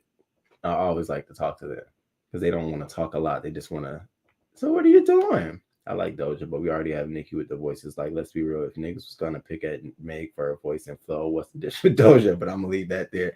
So I can tell you're a Meg fan. You like Meg over Doja. I can't really get with Doja like that because I feel like she's trying to be like Nicki. So I'm with Nicki. When Nicki be throwing shade at Doja, I be right there with her. Doja want to work with Nicki so bad. Nicki's like, yeah, I heard the song she sent me and I just didn't feel like I had anything to add. It was already good. So I just sent her back and told her, no, thank you. I'm like, okay, period, bitch. I will beat the brakes off anybody taking my pack, homeless or not. Baby, they get them. Around here, they get them. They get them. That's why I ended up having to go get a P.O. box because I was getting some stuff. And it was like a monthly type of shipping. And I think that they started realizing that we have monthly subscriptions here and be taking your boxes. The lady had her whole fucking box of food taken. And I said, well, you might as well contribute that as a donation. Love and Flip Flop made me dislike y'all. Am I that far behind? Oh, shit. Oh, not yet. Not yet. Not yet. Not yet. But I got some tea for that. But we all know that King Roman. I'm sorry, y'all. Let me scroll up. Okay. No, I wasn't too far behind. 3 heartbeats. Good morning to you. Good morning. Good morning. Did you see where Arizona Center trying to make it illegal to film cops? I've been hearing about that. I have a bat by the door just in case, and one in the car too, right by the side, just in case you got to roll up on a nigga. Like, so what was you saying? People love you until they don't. She works and stays out the way. Literally, it's a patriarchal society. They've been down her from the beginning. She rises each time. Ooh, I don't know which artist you're talking about. I don't know which artist you're talking about. I think if I can tell that. What state are you in? Maryland. I'm same way. I just need to get me together. I use my family's car service account. I haven't spoke to a driver in decades other than thank you. I don't even try. Oh, I'm jealous. I'm okay for the car service. All right. Okay. And gave the feature to B. B was like, okay. And then the other girl out here thinking she about to get a feature, Coy LeRae. Like, honey, you don't need a feature. You need a mental health counselor. That's what you need. You and your damn daddy, Benzino. Both of them need mental health. All right. So now moving on to the other side. Joe Budden is allegedly gearing up to have a sit-down conversation with Miss Nicki Minaj. And I'm so excited for it, actually. He posted this to his Instagram, another one. And so apparently they must have filmed it already. And I think this is a part of Nicki's ploy to start releasing music and dropping stuff out. So I'm excited for it. He says that he's going to ask all the questions, no bars hold. But my thing is, well, if it's already been filmed, there's going to be some questions that you haven't asked. I'm not sure how long ago it was filmed, but I don't think he's going to be able to have enough time to cover everything we want to hear. But I think it's interesting that he's taking this format approach with his show. It's similar to the Drink Champs. And I like it for him. I like this for him. DJ Academics is definitely going out there talking about how Nicki Minaj threatened him. And so I'm sure she's going to talk about that as well. So we'll see. But I'm excited that those two are back together. Hey, Jay Parrish, good morning to you. Thanks for coming through. Hey, Human Hysteria, good morning to you. Walking dogs in the bushes. Hey, I'm about to do mine next. It should never be illegal to film cops. They are public servants. A clean cop ain't afraid of cameras. Well, if you can film me, I should be justified in filming you too. That's how I feel. Individual to individual. Maryland, Colorado, sitting in the tree. Well,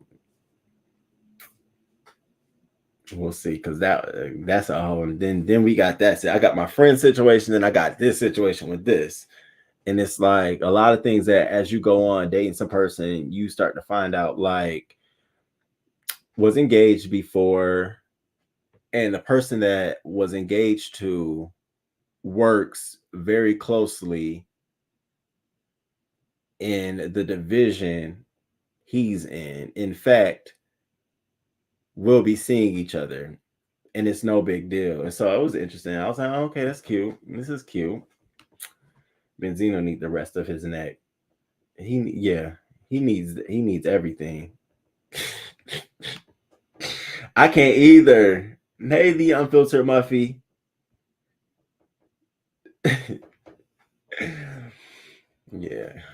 Yeah, but I'm chilling on that. I'm chilling on that. All right, so the last story I want to get to before we move over to local news. Damn, we got mad stories to go. All right, I'm about to speed past this. I'm just about to talk about it. No reading the article. So one, I don't know if y'all paid attention to this or not, but Kim Kardashian and Julia Fox showed up, okay, during Fashion Week with a lot of different clothes on. So some folks were saying, like, did they set this up? Did they know about it? So here's look one.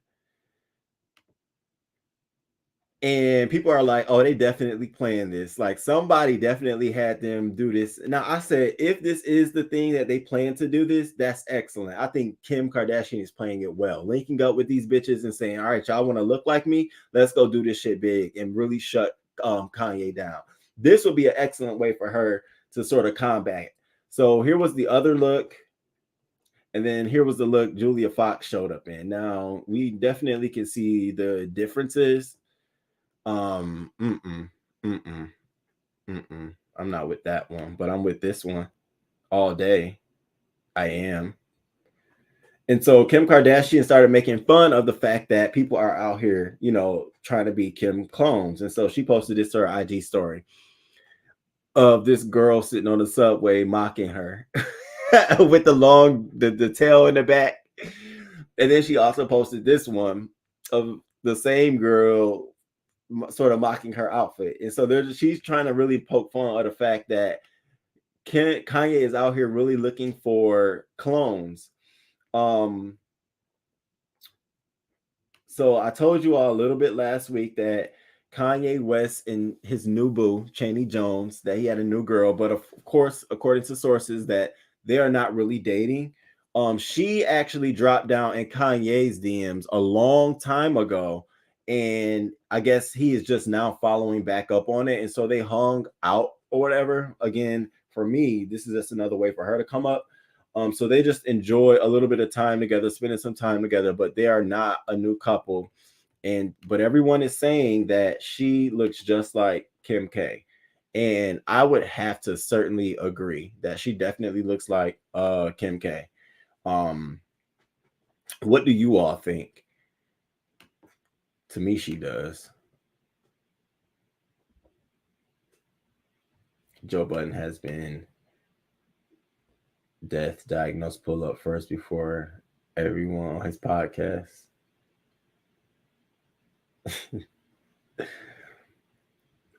Hey, Mister. Good morning to you. Hey, Miss Sweet. Joe Budden has been having pull up on his podcast for years now. This is not new.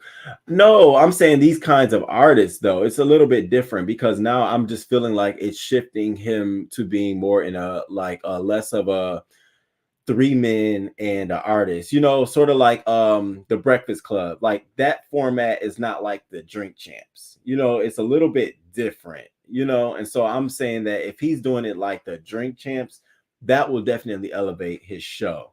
If it's gonna look like the Breakfast Club, or if it's gonna feel like he's just, you know, it's still the podcast days, and I just said it looks more like an official thing for Joe Budden, and that's what we sort of want to see. You know, I do, especially him interviewing Nicki Minaj, Kim doing that Taylor Swift video on Kanye with her replacements. That was funny. Yes, I hope he's not doing a Reggie Bush. Reggie wife looks like Kim as well. Oh wow, this is I know. I remember the first one. I just noticed that. I hope he's not doing a Reggie Bush. He said they're not dating, so I hope not. Just a second. Yes, I remember the first one with Nicki Minaj and Joe Budden. Half the hoes in Hollywood look like Kim car surgery. Well, we got a lot of people to thank, including Kanye West. including Kanye West to that one. All right, so I'm gonna briefly touch this. Kim Kardashian is not happy Kanye West objected to her request to become legally single. Clearly, he still wants her to. I don't know what it is, honestly. I don't know what it is. He did not want to sign off on her declaring her single until they handle till there's a trial, pretty much until he goes to court. And allegedly, his biggest concern, her biggest concern is the safety of her Pete and the well-being of her kids. She feels like him being on social media and doing all of this stuff is going to have repercussions all the way down the road and into the near future. So this is where we are. I don't feel like this is anything new. I feel like we kind of sort of knew that Kanye West was going to play this out until he got what he wanted in the situation. And I think it's going to be for her to be as single as he can possibly hold her to as long as he can. And I think that'll be him bashing out at any man that she date, making it damn near impossible to date her because you're going to have to deal with the backlash of not only Kanye West, but Kanye West and his fans. I sort of feel bad for Skeet. You know, he didn't expect this. And then you think about it, what man don't want to date Kim Kardashian? That's almost like yeah, I'm dating Kim. So it's sort of like, damn, you know. Not Kim Kardashian. I meant Kim Kardashian. Even all your autocorrect is messy. So I don't know. We'll see. I really do hope that she can be declared single because I think this is going on far too long. I think he's just doing way too much. So I'm glad I'm stopping right here because guess what? I have to go to the bathroom. So I will be right back. But didn't they say we got new music and shit that we can play? Where's the music at, y'all? Where is the music?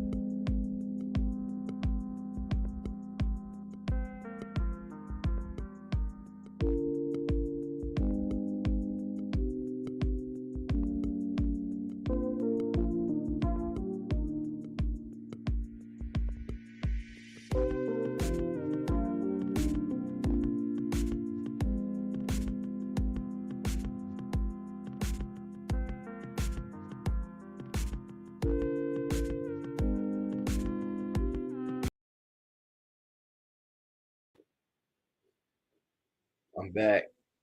All right. So Shaquille O'Neal, nasty ass. Why is all these celebrities out here pissing in buckets and putting it on people? So Shaquille, nasty, nasty ass. I'm telling you, anybody who's storing AP to put it on me, bitch, you're gonna have problems. Won't you see? Okay, fine. So apparently, Shaquille O'Neal used to play a prank on the rookies. And so he tried to keep the locker room environment light with his friendly demeanor, and his favorite go to targets will always be rookies, right? And so, not just because the youngsters will be easy targets, but because he wanted the responsibility to be the leader who makes life easier for them. So pranking the young folks was O'Neal's way of making the bond, but in his 19-year NBA, no other prank might have been as ridiculous as this one that Gary Payton recalls to VLAD TV. So he says Shaq was a jokester. When one of the rookies would be in the stall, he would take a bucket and use the bathroom in it for a week. Okay, a week. And then all of a sudden he'll pour it on them. Although gross pranks are a part and parcel of an athlete's life since the start of his career, a bucket of human waste poured on you is not a thrill one would take lightly at any point in their life. But what would you be able to say to a 7'1", 325-pound mountain if you are a giant young man yourself?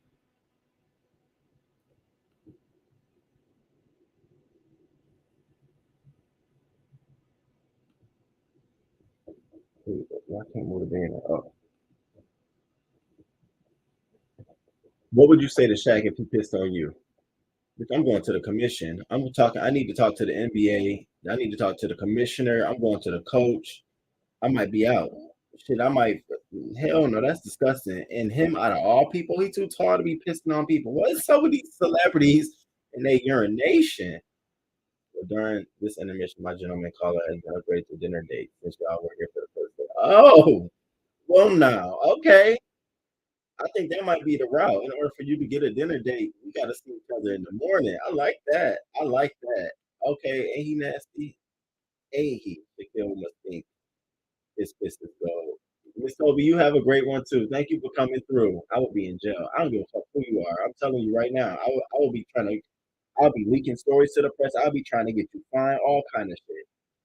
Lawsuit. That's what. Okay, have an awesome day. Yeah, I know. For a week. You storing pee for a week? You got me fucked up. I noticed how these police doing that. You know, on me, like so Shaq abuse out. Yeah, you ain't gonna piss on me. And then you just know his piss is yellow. I'm sorry to be disgusting, y'all, but that's going too far. I really don't know how you exactly get it. I'm telling you, I would be all over the NBA commissioner writing letters. I would have a whole fucking video. But people are saying that, imagine you being in the career, you having millions of dollars at your own at stake. Is this something that you would be upset about? I think I'm trying to figure out a way to make it clear about that interest, honestly. All right, so let's get to this. Let's get to this.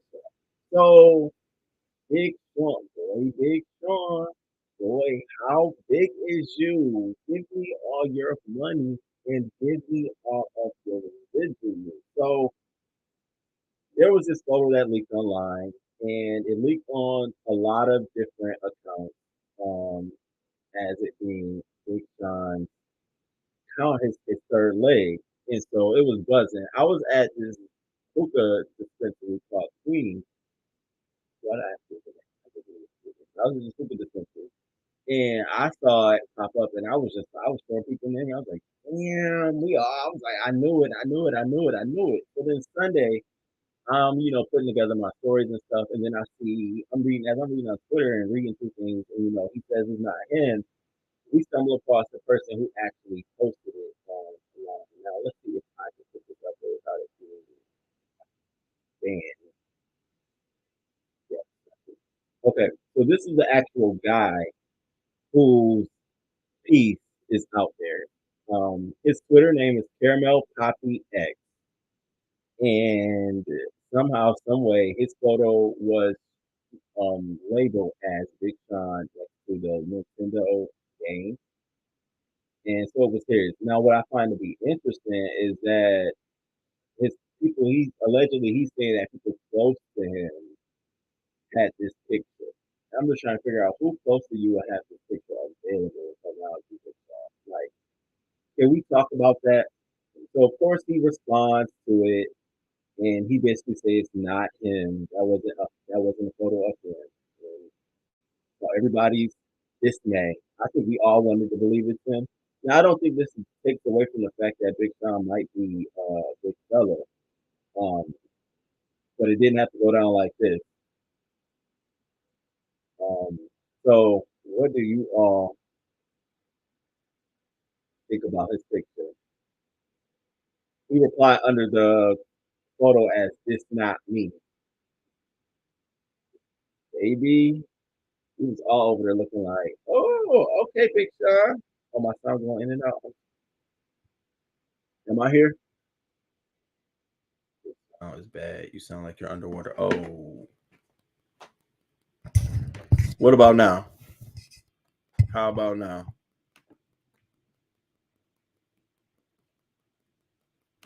Y'all hear me now? I love being poor. I have never been. I have never been peed on, nor will I take millions at the loss of my self-respect, pride, and dignity. Yeah. Okay. All right. Thank you. No, it wasn't him. And Caramel Pappy has just for fans,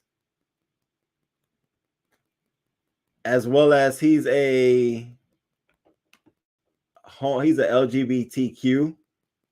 So it was quick for Big Sean to dismiss that wasn't pictures of him, but it's just so interesting how something viral like that just went around of him, and it was so quickly to be associated with him. So I think more details are going to come out about this. The fact that it was an image posted from Big Sean's IG story. He said that somebody around him who has control of his IG put that on there. I need more. I want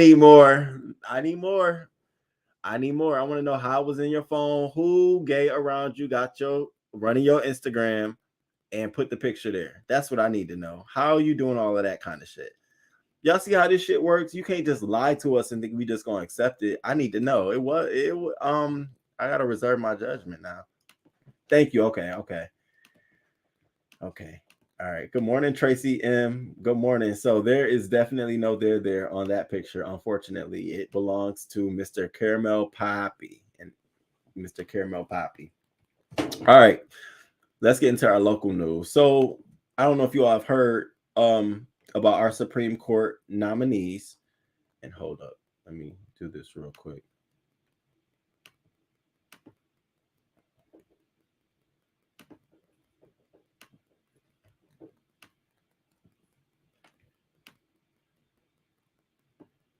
All right. So Ketanji Brown Jackson, Biden's Supreme Court nominee. I just wanted to give, just a highlight overview of Ketanji Brown. I don't know if many of you all have done some research or know any details or facts about her, but I always think it's best that aside from somebody being the same race or sharing any kind of characteristic or majority or minority with you, you should know a little bit about their history and base your own opinion on whether you support them, like them, go for them or not, because whether they're black or not, I still like to know whether you're good for the job. And so I pulled out some details. Some might be alarming, some might be just so you understand who we're dealing with. But all in all, I think she would be a great candidate because she appeals to both sides of the aisle. And so a few things. She's born in DC, moved to Miami, graduated from Harvard College Law School with honors. Okay. She has been a federal trial judge for 8 years. She was confirmed in June 2021 for a seat on the U.S. Court of Appeals for DC. Some of her biggest things that we should know about is that she built consensus around penalty reductions for crack versus powdered cocaine. So, crack cocaine is always what black and minority people get caught on. And that powdered cocaine is what corporate folks take, and it's lesser sentences and fines. So she was a part of the group and the folks who were responsible for lessening the blow and equalizing both of, the punishment, the consequences. Her uncle, so she comes from a background of a lot of different, she got somebody in her family works in law, police officer. So she comes from this heavy law background. However, she does have an uncle who went to prison for about 15 years. And the good thing about that is Obama commuted his sentence before he left office. And so that was a good thing on behalf of her as well.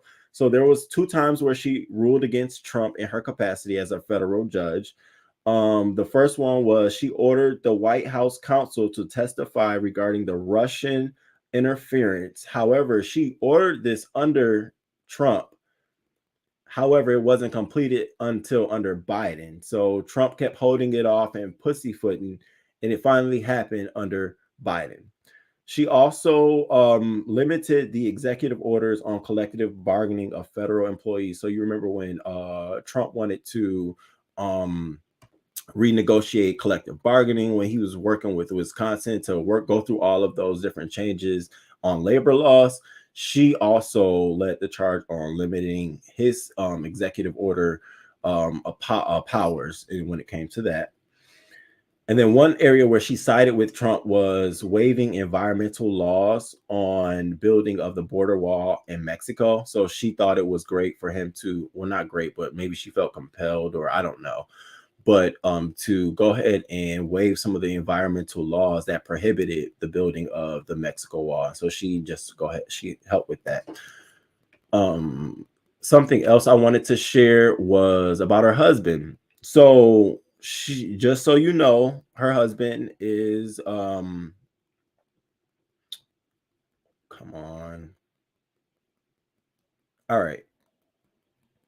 So she met her husband, Patrick Jackson, when they were in Harvard College. So I just wanted to make sure that this was also known, so you out here with some facts. So this is what it looked like when he presented it out here.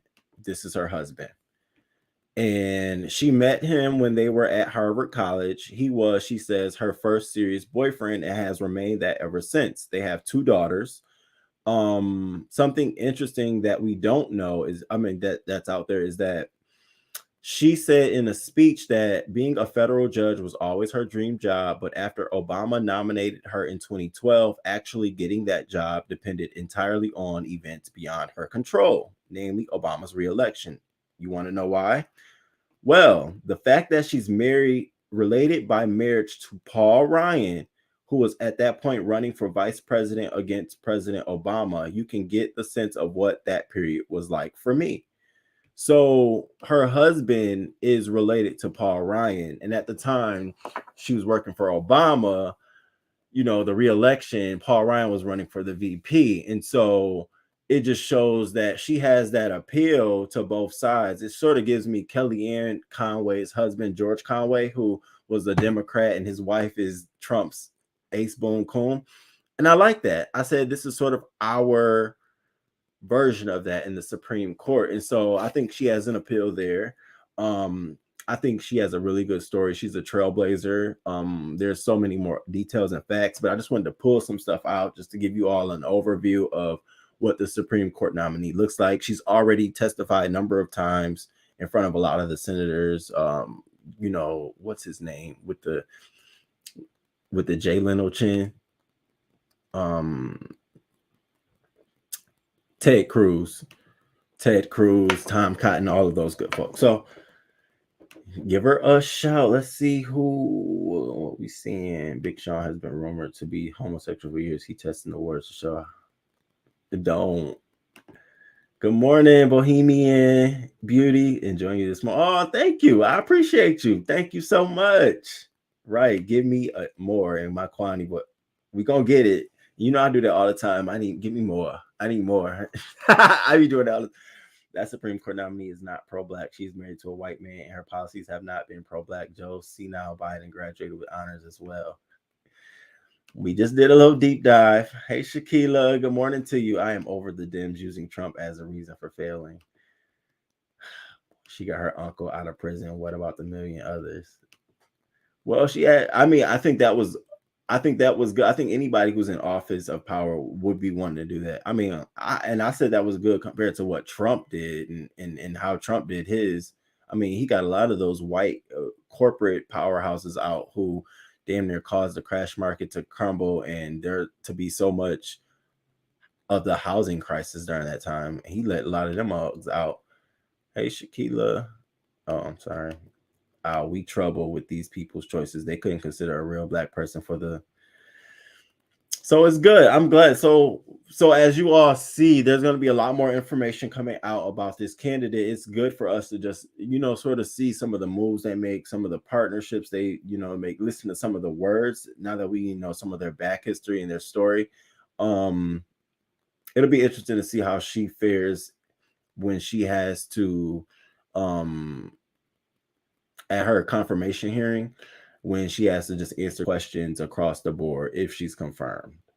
If Obama really wanted to bridge the gap, he would have nominated her then. If she is a middle, why didn't Obama place her then? Very good question. I don't think there was any Supreme Court when she was the federal court judge when he nominated her for. I don't think there was a vacancy at that time in the Supreme Court level. I don't know, and I could be wrong. All right, let's move on to this. Now, this got me. Okay.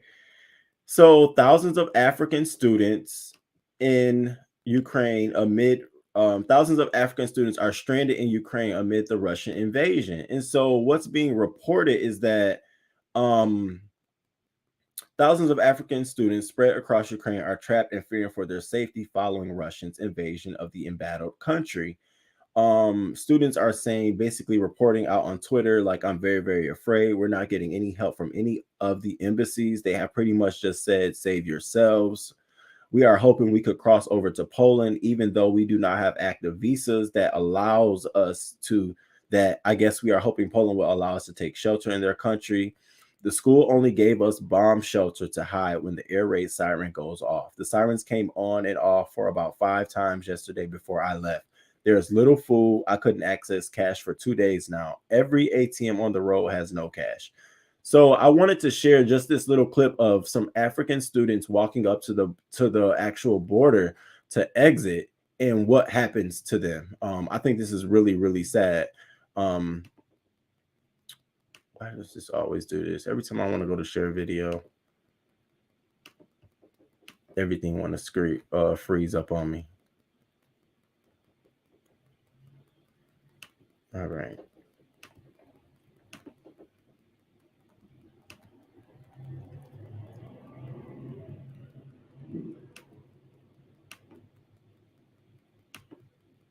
Can you all see it?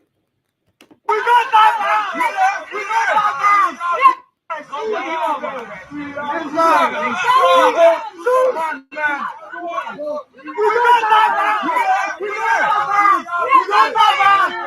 And they're saying they don't have arms. We are students.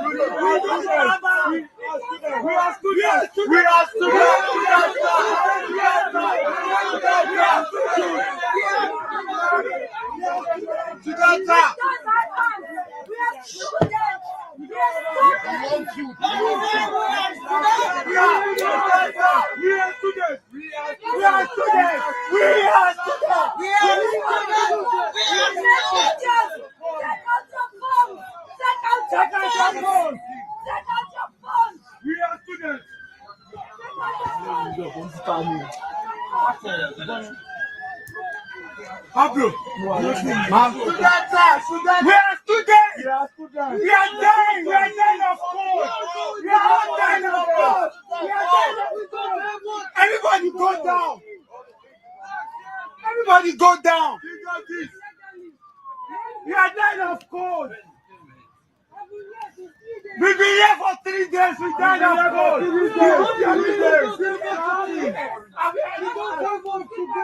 This is unfair. Why point God has I mean, I really wanted to share this with you all because it's.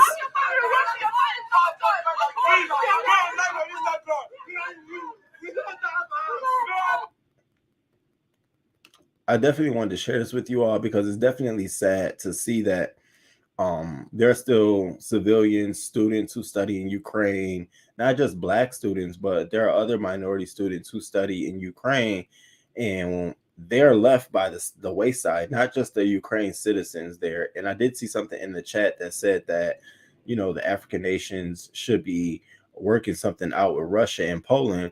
And it's not that they can't, it's just that they can't even get to the point where they can access those embassies. The embassies that they were able to access are saying that we can't help you. So they don't have visas to their embassy. Their visas is for their national land. They don't have visas that grant them access to Poland because they weren't going to Poland. They were going to Ukraine. So it's a little sad.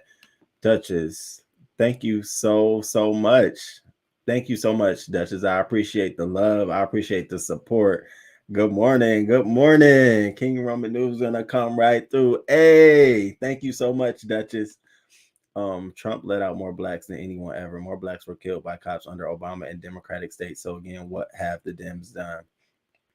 I see your points, and like I tell everybody who does that, you can't deny, your perspective of what the Democratic body has done doesn't negate what I think they've done, whether you think it's smaller or not, because your issues, the issues that you find more substantive might be different than the issues that I'm finding substantive. And a lot of times when I see that, it's always we're talking in two different things. Like I might be thinking about things more on a global scale and moving the needle, more things on a global scale, and you might be thinking about things on a local scale. And sometimes local things have to move a lot slower than they do because they're waiting on things to move at a bigger pace. So I get what you're saying, and I do see some truth to that, but we know that there were going to be more blacks killed under Obama. You know, that's a direct connection to the fact that America did not want to or accept this black president. So I think a lot of the byproduct of that is you have cops, you have a lot of unlawful killing of black folks by the cops. You have the no-knock warrants. You have a lot of those different issues. And so I don't think Trump is any better than Obama.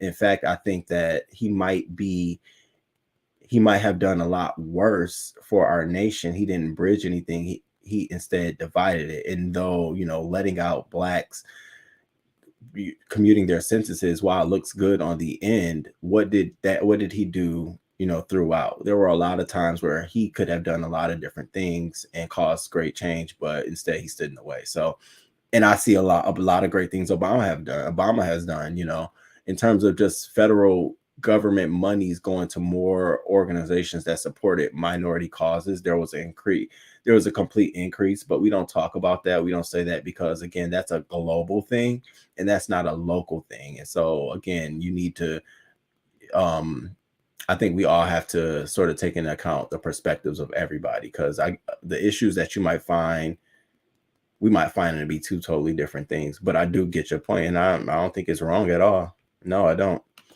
If she only has 8 years as a federal court judge, she had less or none when Obama was in office. She had like 2. She had 2. I think it was only 2 years.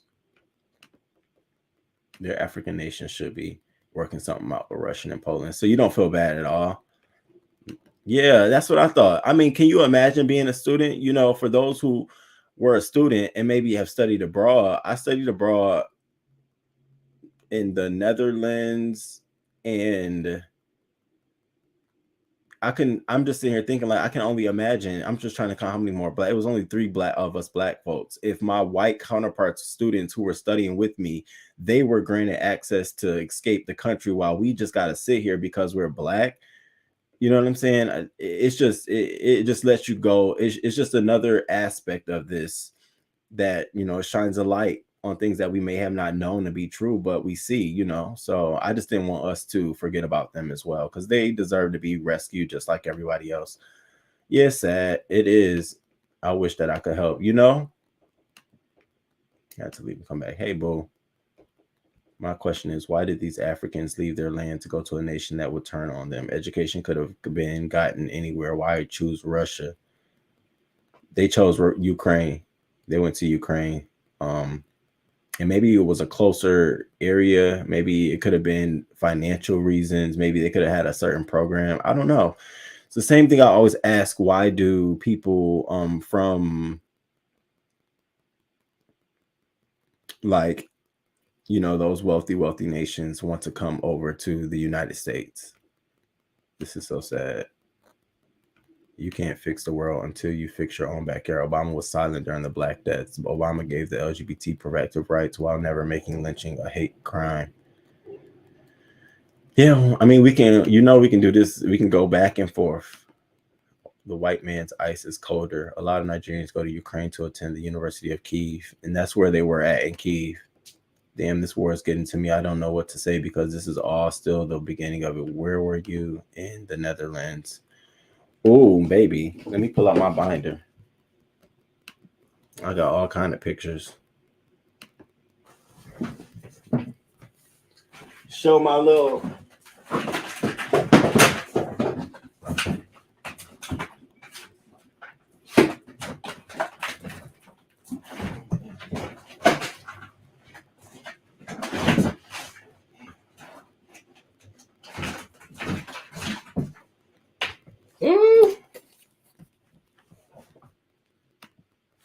It was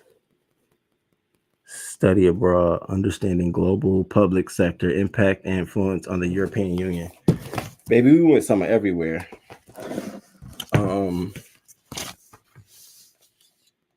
Where is this man?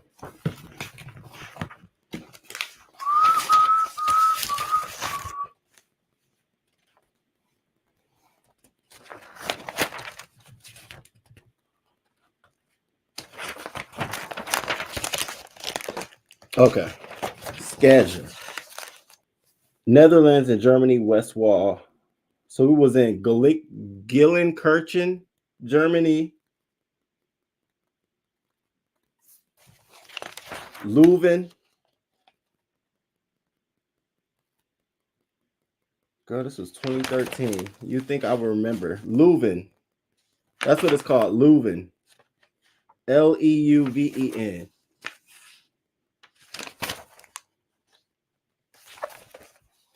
Oh, I remember this. You just made me go all the way back.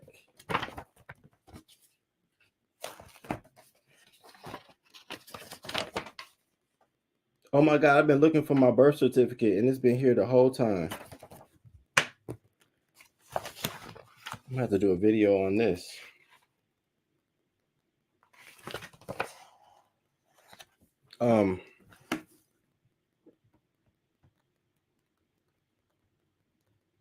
I've studied abroad. I never would choose Eastern Europe as a Black woman. Ukraine, Russia. When I come to politics, we have to choose the lesser of evils, and I'm convinced. I didn't study abroad, but my little sister did. She's been to a little. Yeah, this was like a 6-country tour in like 3 weeks. We did somewhere everywhere. We went to the Institute, the Living Institute for Ireland in Europe. We went to go see the West Wall. We went to the U.S. Embassy, the Polish Embassy, the Irish Embassy, the Parliamentarian.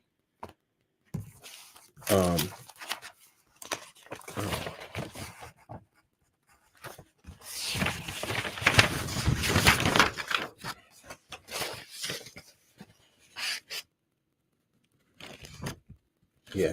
All right. Let me finish this before I get sidetracked, because now I'm pulling up old documents.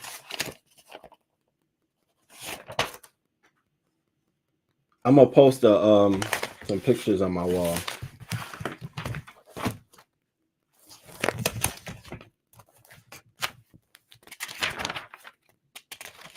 Oh, Belgium. We went to Belgium too. All right. All right, that's that. Let me get back to it. It was called Maastricht, Netherlands. MAA. It just came to me.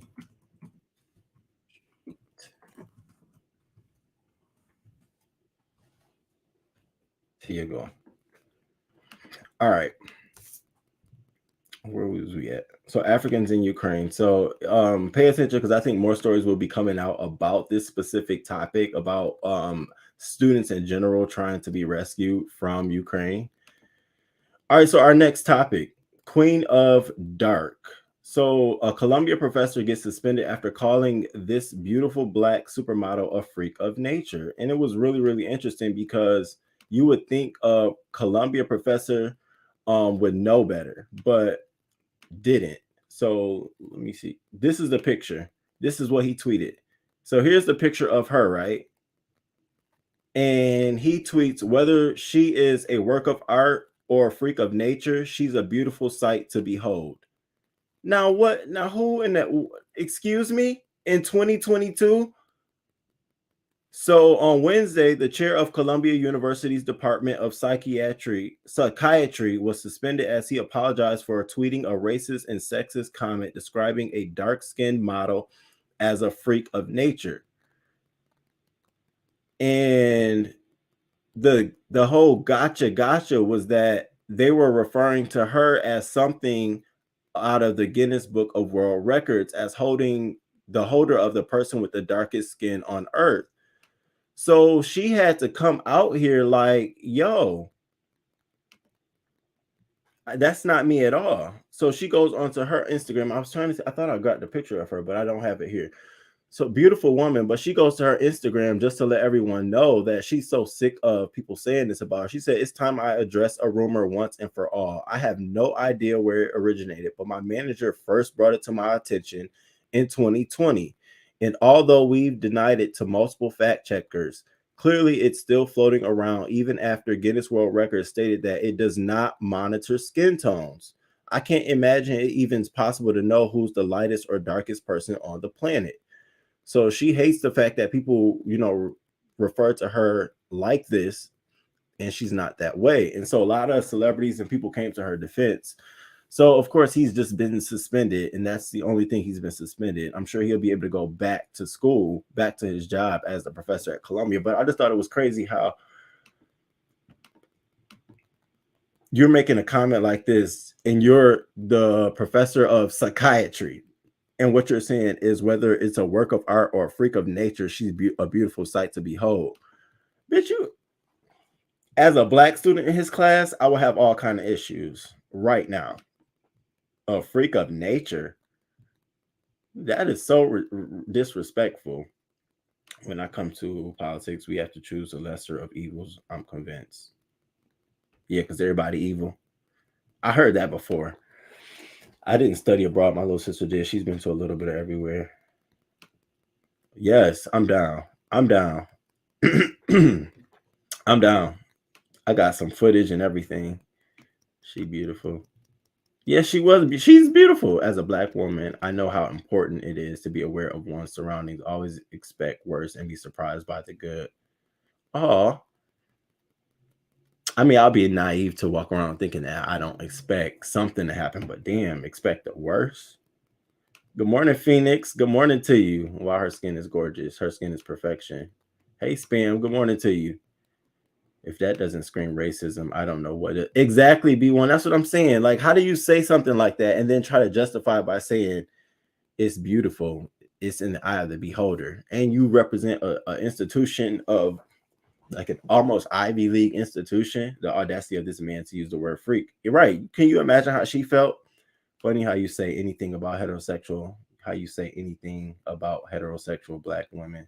I don't, because I don't like it. I shouldn't say nothing, or should I say something?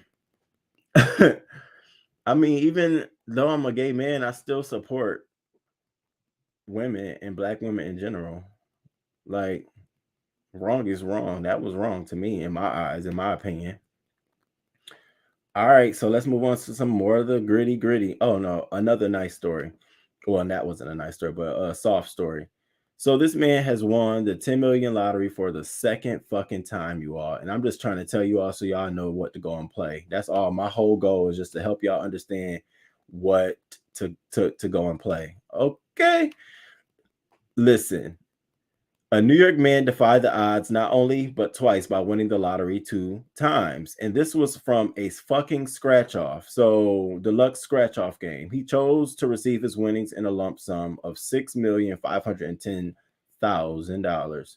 He also won a 10 million prize back in 2019 that he's still trying to spend.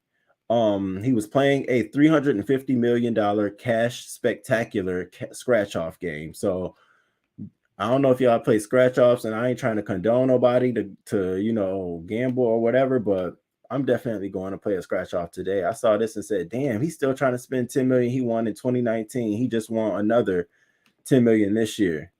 What the fuck is going on? Where's my luck? All right, nitty gritty. So, cousin is charged with killing a Manhattan mother found in storage container. Let's get into this crazy thing. So on Saturday, cops arrested a male cousin of the 35-year-old Manhattan mother found dead inside of a freezer, and this is the woman inside of a storage container. They say that Khaled Barrow, 21, of the Bronx, was slapped with a murder charge in the death of Nisa Walcott of East Harlem after her body was found Friday afternoon in a plastic container that was left across the street from a storage unit at University Avenue. The woman was reported missing earlier this week. So what they say was they have obtained footage of him going into her apartment building on Friday, but only he was seen leaving. The video also showed the cousin at her building removing a plastic container early Friday. So cops believe that he was using her phone to respond to text messages from her concerned family members in an effort to throw her off, but the family grew increasingly suspicious as the responses were inconsistent with previous text exchanges, including a text that said she was going on a business trip and the suspect will watch her son. So her cause of death is not immediately known. They said she was a doting mother of a 14-year-old son, and she gave everyone a big smile. She cared for her son. She was a great woman, a hard worker. And so these people with the question, how do you do that to your cousin? She gave you shelter. She gave you a place to live. She actually extended her hand, and this is how you repay her. And my mind instantly went to drugs. It instantly went to drugs. So I don't know if this is a good picture of him, but this is him, the cousin. And this is her. And it's so sad because not in a million years could I ever think of to harm anybody, any relative, let alone somebody is giving me shelter. But I start thinking about addiction and how sometimes money and addiction could cause people to do some of the craziest things. So we don't know yet, but I think as more details comes out, I think drugs are involved here. I don't know. All right, let's see. I got a question. Why are we surprised? And is this considered freedom of speech or hate speech? Which, let me see. Queen of Dark. Well, it's different. I had to go through the same lesson. So there's a certain level of freedom of speech everybody's entitled to, right? Then there's a certain level of protected speech, right? Then you have a certain level of expected discernment that comes with you being associated to organizations. So if he's using a Twitter account under his title as being a professor at Columbia University, anything that he says under that account is considered an extension of his relationship of the organization to which he works, unless it's a private account. And I'm sure they tell their employees, if you have a private account, private it can't be public, because those opinions that you express need to be solely your opinions. Even we have a covet like that in our working at my job, you know, in terms of public versus private. And so in that aspect, his freedom of speech goes out the window. He now is open to all kind of scrutinizations of what he said. Right, it's definitely Ivy League. You shouldn't expect somebody like that. No, Roman King knows. I mean, in general, funny how the public can say anything about heterosexual black women without consequences. And I don't like that shit. That's why I hate that angry black woman thing. And even with my own family members, I'll be like, listen, don't get so upset, because you know the first thing they're gonna say is that. And so I understand that. I see, yeah, that poor child. The mother, that's your cousin though. The thing that kills me is that I don't understand how sick you got to be to go and harm your cousin that gave you his shelter. You know, all like you gotta see like how someone's gonna find the fuck out. Like you really got to be bugging out to do something like that to your cousin. So as more details come out on this story in terms of how she was murdered, like what happened, the autopsy report, I will keep you tuned because I'm interested now.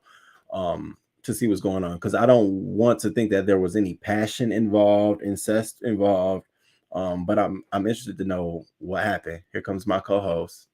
Hey, Buki. All right, next story. I told you as they go, it gets sadder and sadder. So 8-month-old dies of traumatic injuries, and both parents are arrested on murder counts. So 2 parents were arrested on murder counts after their 8-month-old son died from severe traumatic injuries.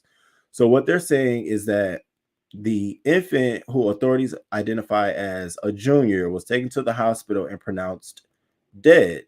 The police were responded to a call on Monday where they found the baby unresponsive. The coroner office said they found an abrasion around the baby's eye and mild bruising on the back of the head. The autopsy revealed trauma to the head, spine, torso, and upper extremities. His ribs were fractured, lungs bruised and punctured, and other organs damaged severely. Damn. Fuck, that shit just hit me. The baby only weighed about 8 pounds due to medical issues. The coroner determined his death to be homicide. Detectives learned during their investigation that 28-year-old, the father, was verbally abusive toward the child, often using extreme profanity toward him when he cried. They also found that the father and the child's mother took their other children and moved them to an unknown location from their house after the baby died. The mother told investigators that the physical abuse of her son began in January when his father would beat him for crying. She said she witnessed the abuse at least 8 times but did not intervene because she was afraid of him.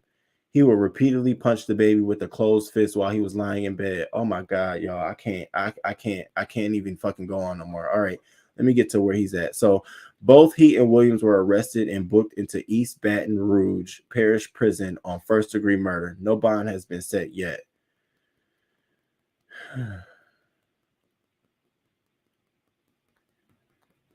Williams, the mother, also said there were opportunities for her to report the abuse and seek help for her son.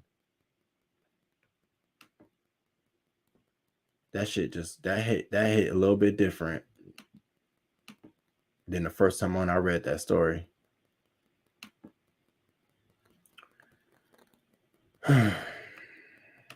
I really hope that child makes a great life for himself. I hope the family support him in every way possible.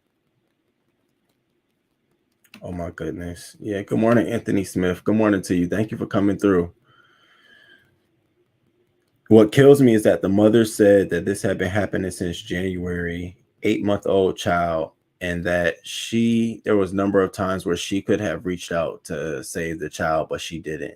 What kind of cruel, what kind of horrible person you gotta be?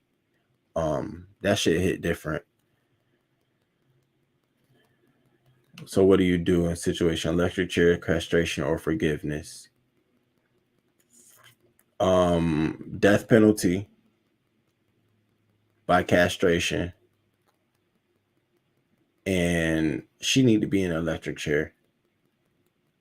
The fact that you move the other kids to another home, it just makes me feel like this baby wasn't even cared about or thought of. Like y'all just didn't give a fuck. So this comes to us out of Baton Rouge. First time it ain't a Florida story, right? First time it's not a Florida story. I used to work CPS in LA, and let's say a lot of parents didn't like me. Okay. So in situations like this, when they remove the kids, do they try to put the kids in the care of other family members, or will they try to put them out in foster care? Take them both out on an electric.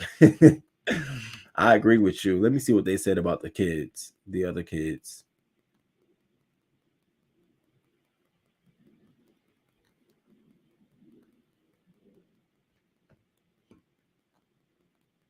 I didn't say nothing about the other kids. That's what I was most concerned about, was where are we putting these other kids at?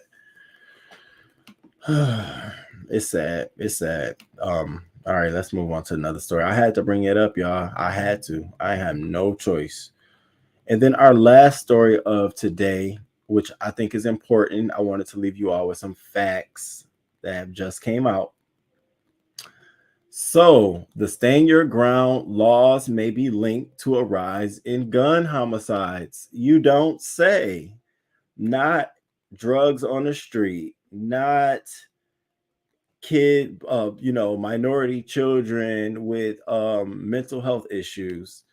Stand your ground laws in states like Alabama, Mississippi, and Florida, where they've seen an almost 33% increase in homicides due directly to guns. And these are the places directly during the dates where the stand your ground laws were enacted.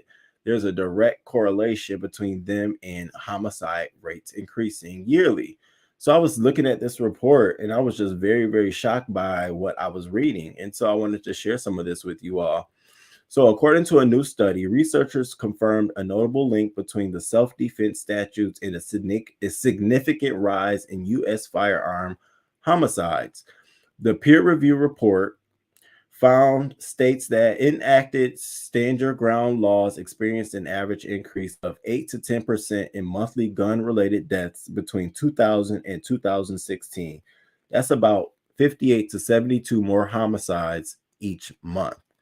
The report also found that rates of homicide and firearm homicides saw double-digit increases in a number of southern states, including Alabama and Florida, 33 and 30%, which passed stand your ground laws in 2006 and 2005, respectively.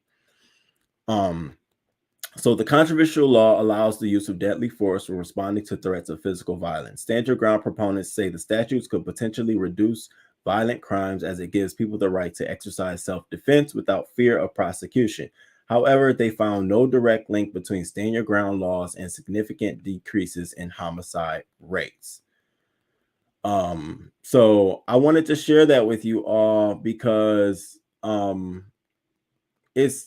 think it's important to realize that the facts are leading the other way. They're leading towards the other way, where stand your ground laws were instituted because they were supposed to be in support of decreasing homicide rates, allowing people to protect themselves. Now they're increasing. They're actually doing the counter opposite. So the actual opposite. So pay attention when people start throwing out, stand your ground laws and how effective it is in their states and what it's done. Have that deeper question about, well, how many homicides has stand your ground laws prevented, or how many have they created? And there's now some research out here. Do I have to link to this research article? If you all want, I can put it on my community wall for you all to go ahead and look at if you also want. But I did want to share these details and these facts with you all.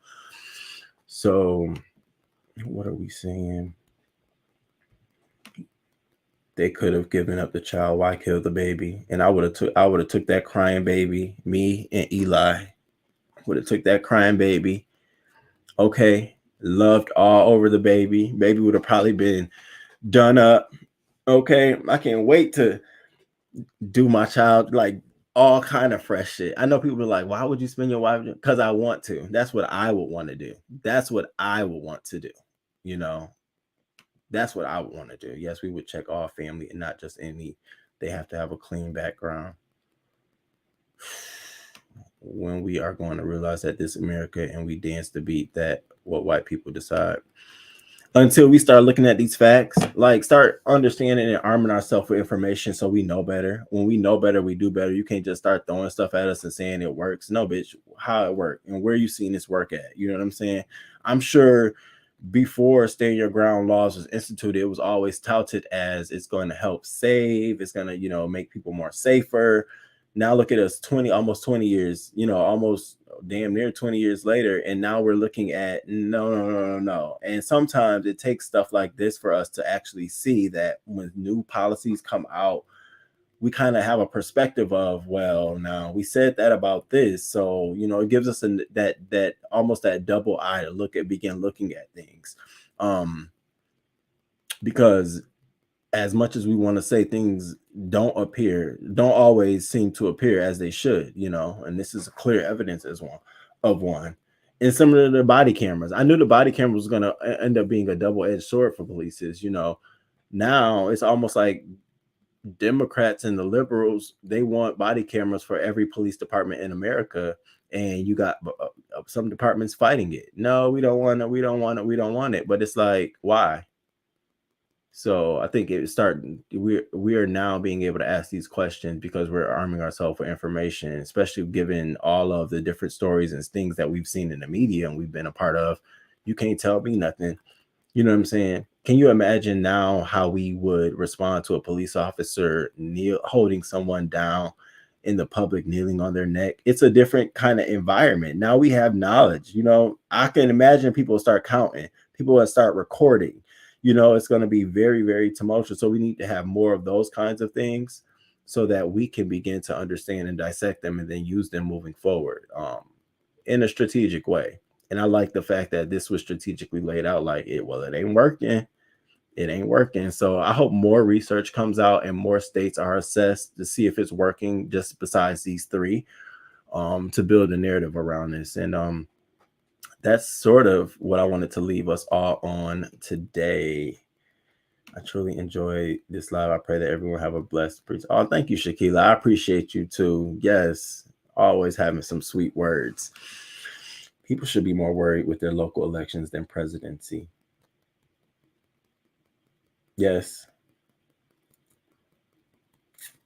And you should also do research on your politicians too. Like, just don't settle for the main person. Stand your ground laws gave raise to vigilantes who were trigger happy, period, on both sides of the aisle. All right, you all. Thank you all for being here. Please hit the like button on your way out. And if you are replaying this and you got all the way here to the end, let me tell you, thank you. I appreciate you for listening. Come back Wednesday for another morning show, or you can catch me tomorrow night at midnight. I don't know the name. I don't know what I'm going to do. I haven't put nothing together yet. I'll probably think about it today, but I'm going to do a midnight show tomorrow night. I want to kick off a night crew. I don't know what the topic is going to be like, but it's going to be an adult version of the morning show. So it's going to be more, more things that we can talk about, more open, more, so a different crowd. But I'm going to do that tomorrow night. I hope you join me. Again, it's the first time for everything, so I'm not expecting a big crowd. And so I hope, you all can grow with me. And that's about it. I'm about to go walk my baby. Great show. Thank you, Six. I'm glad you dropped down too.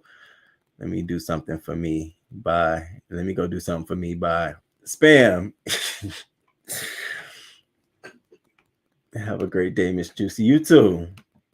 You have a good one too, Beavis. And B1, thank you for being here too. I enjoy the constant. I almost feel like I'm talking to a friend, like somebody here giving me back and forth. So I enjoy your feedback and your perspective too.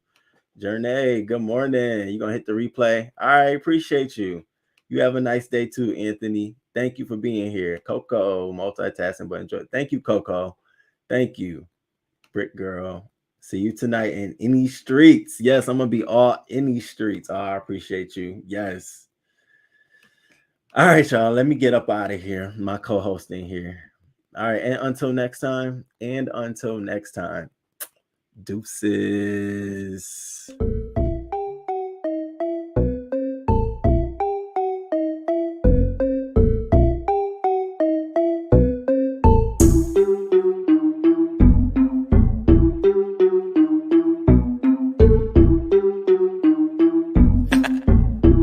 Dark side, light this bitch up.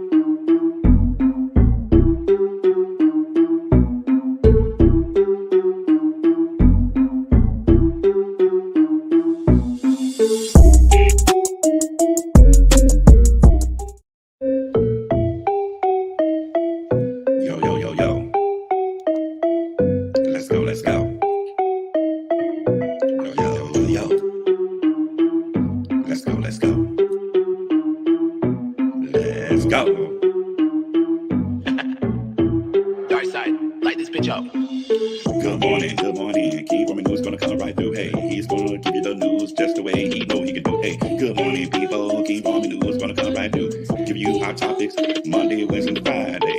p.m. on Eastern time. Baby, he's gonna drink his wine. King Roman News, gonna give it to you just like gonna do. Hey, he's gonna give you local news. That shit just right around his corner. Baby, he's gonna give it to you, baby. He's gonna give it to you. Hey, celebrity news, politics. Let's go, let's go. King Roman News, gonna give it to you, baby. He's gonna give it to you like a motherfucking flow.